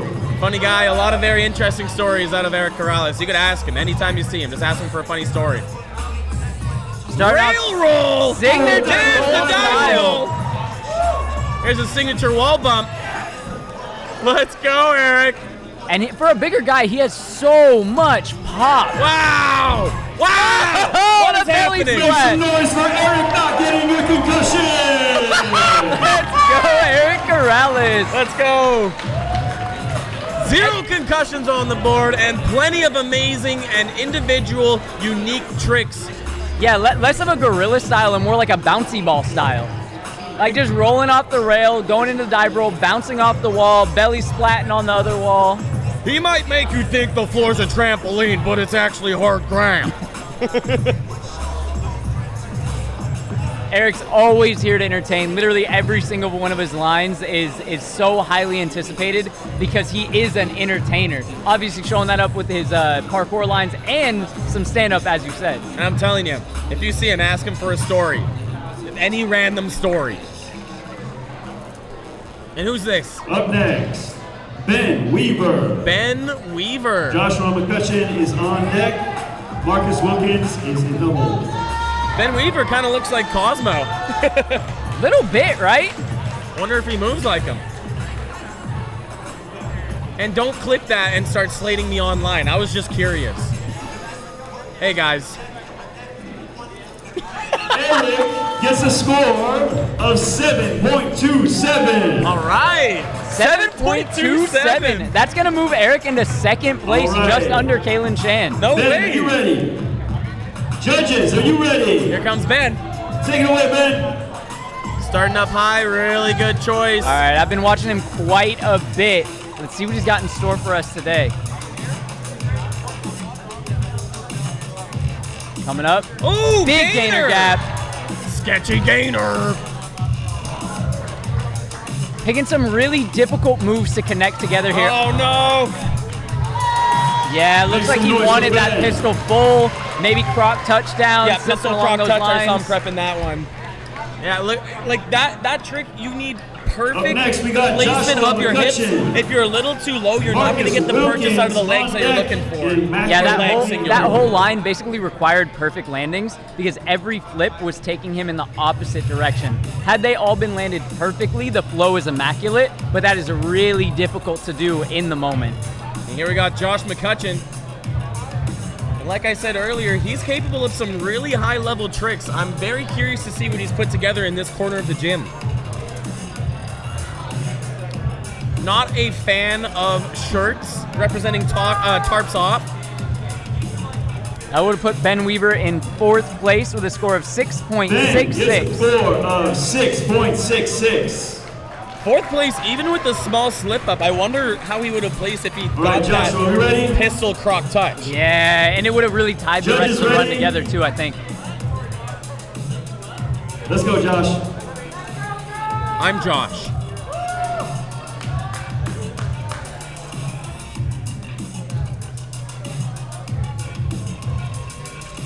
All right, swing castaway. Oh, good pop-up. The continuation out of that swing cast was nice. Oh! Front gainer off the brickies. Oh, what is he doing with his hand? Banger of a finish there. A bit of a dive into that frog gainer too. Like could have positioned himself significantly closer, but goes for the full extension. What was that last trick? I think he did like a clap and then a full. I was gonna ignore talking about that one, but we can't ignore it. Oh, maybe he was going to sleep. Maybe he was going to sleep. Maybe that's what it was. No, that was a nice line though. That frog gainer, disgusting. Yeah, frog gainer coming out of nowhere, and I do want to highlight the flow out of that swing cast. Like the swing cast was pretty powerful, and he immediately popped up onto that A-bomb block. Oh, we don't know where to look. a little bit of this, a little bit of that, you know. I think that's gonna score in the low sevens. Yeah, I think the execution may take it down just a little bit. I don't want to use the word flaily, but I'm gonna because that's all I can think about. A little bit flaily out of the last trick, and then the Kong gainer was, the frog gainer was landed a little bit low. 7.02. 7.02. Called it. That'll take over Ben's spot in 4th place. Matthew Hadley is on deck. Evan Iwan is in the hole. Representing Judges Fly 3 ready. out of Edmonton, Alberta. Marcus, let's go. Let's go, Marcus. All right, flyaway full. Great landing out of that, too. Yeah, super smooth flowing through here. Covering a lot of ground. Oh, I like the pendulum. Oh! We're good. Make some noise for Marcus, everybody. Looked like maybe a bit of a knee clip, too. That knee's going to be painful. Oh, my goodness. That was a nightmare bail out of that gainer. All right, ignoring the bail for just a second while they do get a little bit of help, because that looked rough on that landing. But what I want to bring a really big highlight to is that run, where it took him and the way the connection was planned was perfection. Like, I loved the idea behind it. There could have been maybe a little bit more substance in the flow between, but that idea of that pendulum to the lache to gain momentum directly into the gainer pre, the idea was right there. And looks like we've got a replay on that. We got a real sketchy gainer. And he just, oh my goodness. Might have been a bit of a double shinner to the gut. Double shinner straight to gut. Oh kind of my like worst God. of both worlds. Best case, I hope that was shinner to gut. That could have been, there's a whole lot of business in between those that you could hit. Yep. Wow. No matter what, not going to be having a fun next like 10, 15 minutes, but should be okay, and I did see him walking it off. Moving on What's to that gonna Matthew score? Hadley. Evan Iwan is on deck. I think Caleb quite Bertrand high is in the hole. had he finished the run without the bail, but anytime you have to stop and fall to the judges, ground, you ready? I think you're going to get a pretty low score. Let's go, Matthew. And here's our second time seeing Matt Hadley today. Master of the dong. Nice Whoa. side pre, great foot placement on that. Keeping balance across the wall as well. Where are we going? Big giant. Oh! Losing balance, but up he goes again. Front flip. Stomping out that pre. Whoa! Calisthenics. Bar skills are going crazy What right are we now. doing? What? Whoa! Very creative up on this bar. Oh, yeah, great wow. save. make An some noise amazing for save. Matthew, He's having fun. Wow, there were some absolute wowzers moments in that. Can we run that back? Yeah, big shout out to that flyaway up to the top of the brick. Ended up having too much power to stay on. And the presence of mind that it took for him to not pull that trick. Yeah, it looked like he really wanted to hit that punch inward front. Oh, he may have been maybe going for the podcast as well, yeah. Yeah, because he was trying to get his hands on top and just missed it. Hit the wall a little bit too hard, and away he went. Yep, sadly will only exist in our imaginations, but 2 competitors to go. solid Up line next, overall. Evan Iwan. And Caleb Bertrand is on deck. Would have loved to see him whip out the dong, like to see him do like the, like to see him. All right, so here's what I would dash have to liked Kong. to see. It would have been really cool if he had done like some kind of dash to Kong. Yeah, which we call dong. If he would have whipped out a dash to Kong, might have been pretty cool to see. I don't really want him to whip out anything else personally, but other than that. And Matthew gets a score of 6.28. 6.28. Even with those small slip-ups, pretty nice. All right, judges ready. Evan the Let's go, Bean Evan. coming up. Let's go, Evan. Repping intent.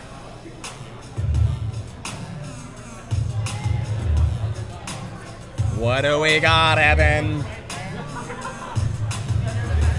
Yeah, we got a small crowd watching the screen when they could turn around and see it all live. Evan coming up. Double full, great landing. Nice, good power. Little stumble out of the gate, though. Connecting everything together with some flips instead of Make transition. some noise for Evan. Short and sweet. That's what we like to see. Great execution. It was, I hate to call it cookie cutter, but it was pretty cookie cutter and used basically a ledge, the floor, and a wall, things that you can find anywhere. That lack of creative use of environment may hinder him a little bit, but otherwise, a really, really nicely put together line. And for viewers who are a little bit less familiar with parkour in general, why we have a lot more emphasis on environment interaction is because it's more in line with the spirit of the sport. That is where parkour separates itself from, say, something like tricking, where you can see some of these similar tricks, but just done on flat ground. We're trying to see things that are true to the sport. Yeah, what really makes it our sport is the obstacles and how we use them. Without those, we're doing something else. And that's why low obstacle interaction means you might be better at a different sport. Sorry. Sorry. Oh, yeah. But do not be mistaken, Evan. We do think you are fantastic. No, Evan, you're an absolute monster. This has nothing to do with your line. It was a very, very solid line. And I think, which, shout out, this is a very, very big stage. So putting together something clean that you know you can execute well is an important part of building up confidence. Yeah, it's a lot of pressure to put together a line. Evan gets a score of 6.64. 6.64. And even though we did see a relatively flawless run, it is a little bit lower due to the fact of lacking obstacle interaction. Now here's Caleb Bertrand, so solid. Take it away, Caleb. I'm expecting big things coming out of Caleb. And another on the intense squad. Position.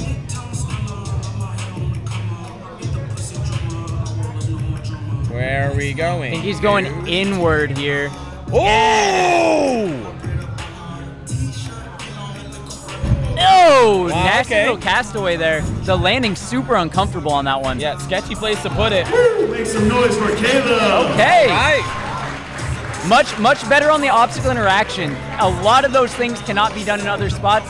One big mess up hesitating on that first send of the castaway. Yeah, would have loved to see that as maybe a pop cast instead, but with the placement in that area, that could make it not a guaranteed landing on that wall. Yeah, it's a really tight space because that L goes all the way to the ground. It's not like you're going to the ground, you're landing back on the L, and that's very limited space there. I expect a pretty solid score from that. Short, sweet, very a lot of varying moves in it, using a little bit of this, a little bit of that. That's what we're looking for. Yeah, I'm gonna put my money on a high 6 to a low 7 for the score.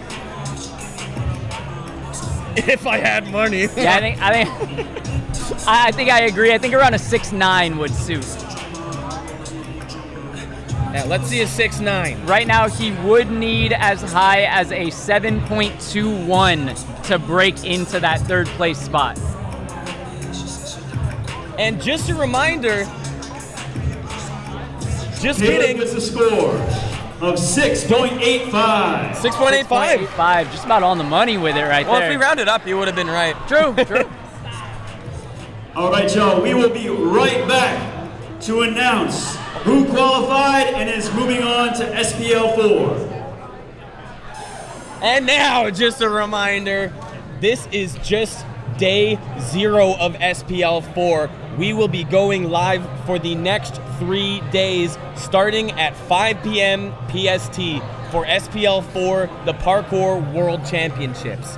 Do not go anywhere. Stay in front of your computer for another 24 hours to catch the next day. Don't you dare move.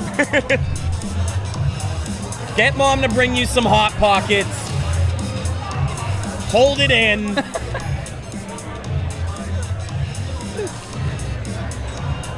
Because these were just athletes that were trying to qualify.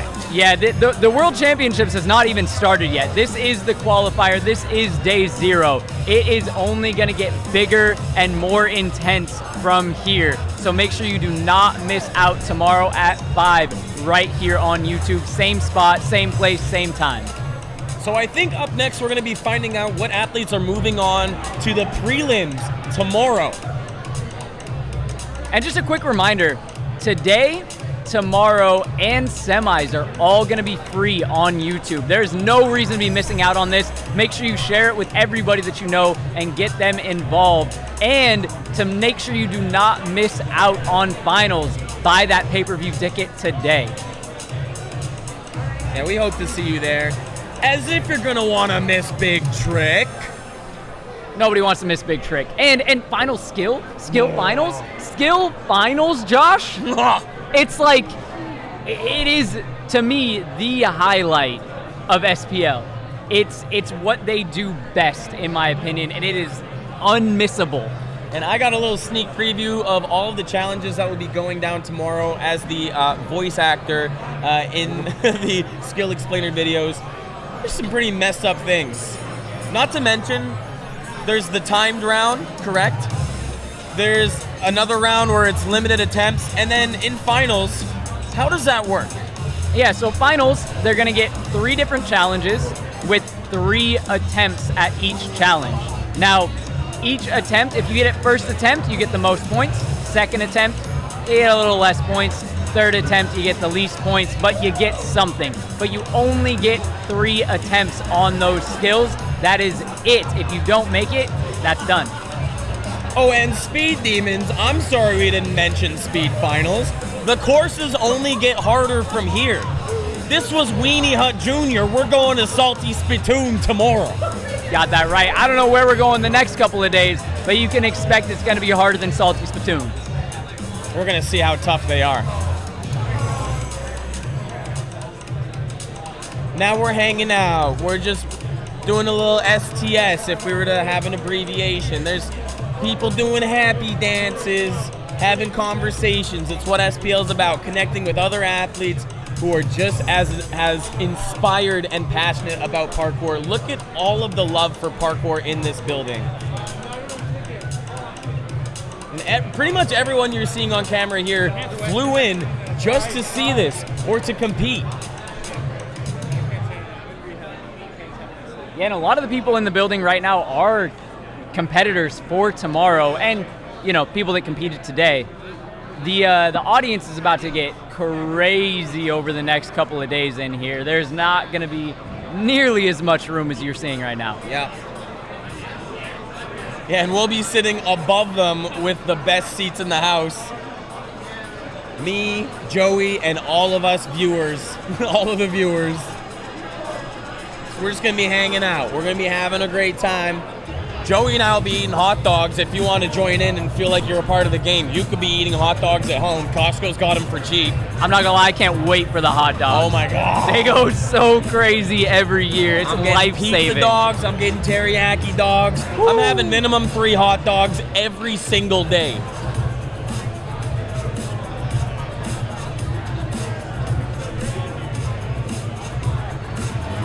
And camera's taking us for a little tour of the gym. All right, it's time for what everybody came for. It's time to announce who has qualified on site for SPL4. Now we're going to find out who makes it. Starting with our men's skill division. Men's skill. Completing all 6 challenges. When I call your name, come on up to the platform. Completed 6 challenges. Xander Levitz. Xander Levitt, baby! Let's go, Xander! Exquander! Gio Lazard. Gio Lazard! Ellis Torhall. Ellis Torhall. Let's go, Ellis, making it through. Come on now. The dark horse going for the and double Miguel crown. Alves Mota. Yo, making it through as well. As we said, everyone completing all 6 right here. Oh, probably getting a lot of love from Brazil in the chat. Big up, Brazil, and big up to our competitors who have made it into prelims tomorrow. In speed. This was just a taste of what's to come. Allison Lynn. Allison Lynn making it through speed. First on the course, fastest on the course. Let's go.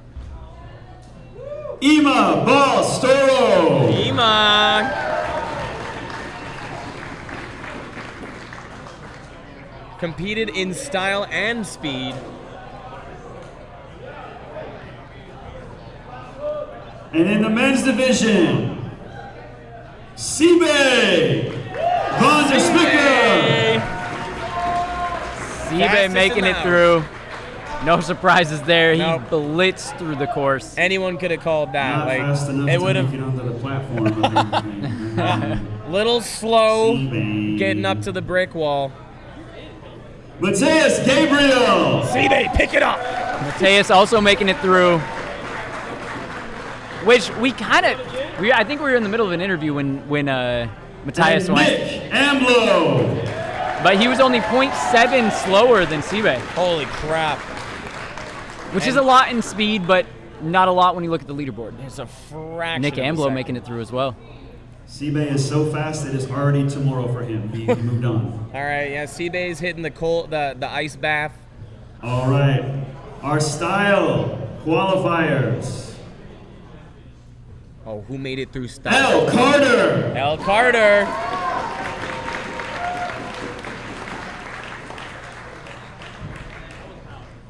And Ima Balstoro. Ima, get back also up making there. it through. You're not done. Oh. That's that flow that she's working on there. Sorry. In She will not be men's docked style, points for that slip up. Tobias Kahofer. Oh, ladies, you can stay up there. Ladies, please stay up there. Ladies, L. get up. Ima. Go ahead, Tobias. L. Ima, please stay up there. Tobias making it through. Tobias, no surprise there, starting his run with a I standing can't dump believe back. we're seeing this one. Joking. Eric Corrales. Come on! Eric Corrales making it through with the bouncy ball style. Let's go, Eric. That's some creative choices. Alive and well. Still time for a big dive roll tomorrow. Eric's Sorry. like, well, they dropped it. They stopped talking In about first place, Kaylin Chen. All right, Kaylin. To no one's surprise, Kaylin taking that first place spot with a killer run. Yeah, no knees on that climb up. I wonder why. He's got no knee left. All right, thank you to all of our on-site competitors. Thank you for coming out. Thank you for participating. Thank you for throwing down. Thank you for not getting hurt too bad. That last one especially. Tomorrow we have our prelim round for SPL4. Doors are at 4 o'clock. Show starts at 5. Don't miss it. We'll see you tomorrow. And now it's time to wrap it up. That was qualifiers, baby. Yeah, that's going to do it for us here. That was our qualifiers. That is who makes it through. Remember, tomorrow also free right here. Same time, same place, 5 p.m. Do not miss the prelims. PST, by the way, 5 p.m. PST. And we'll see you tomorrow.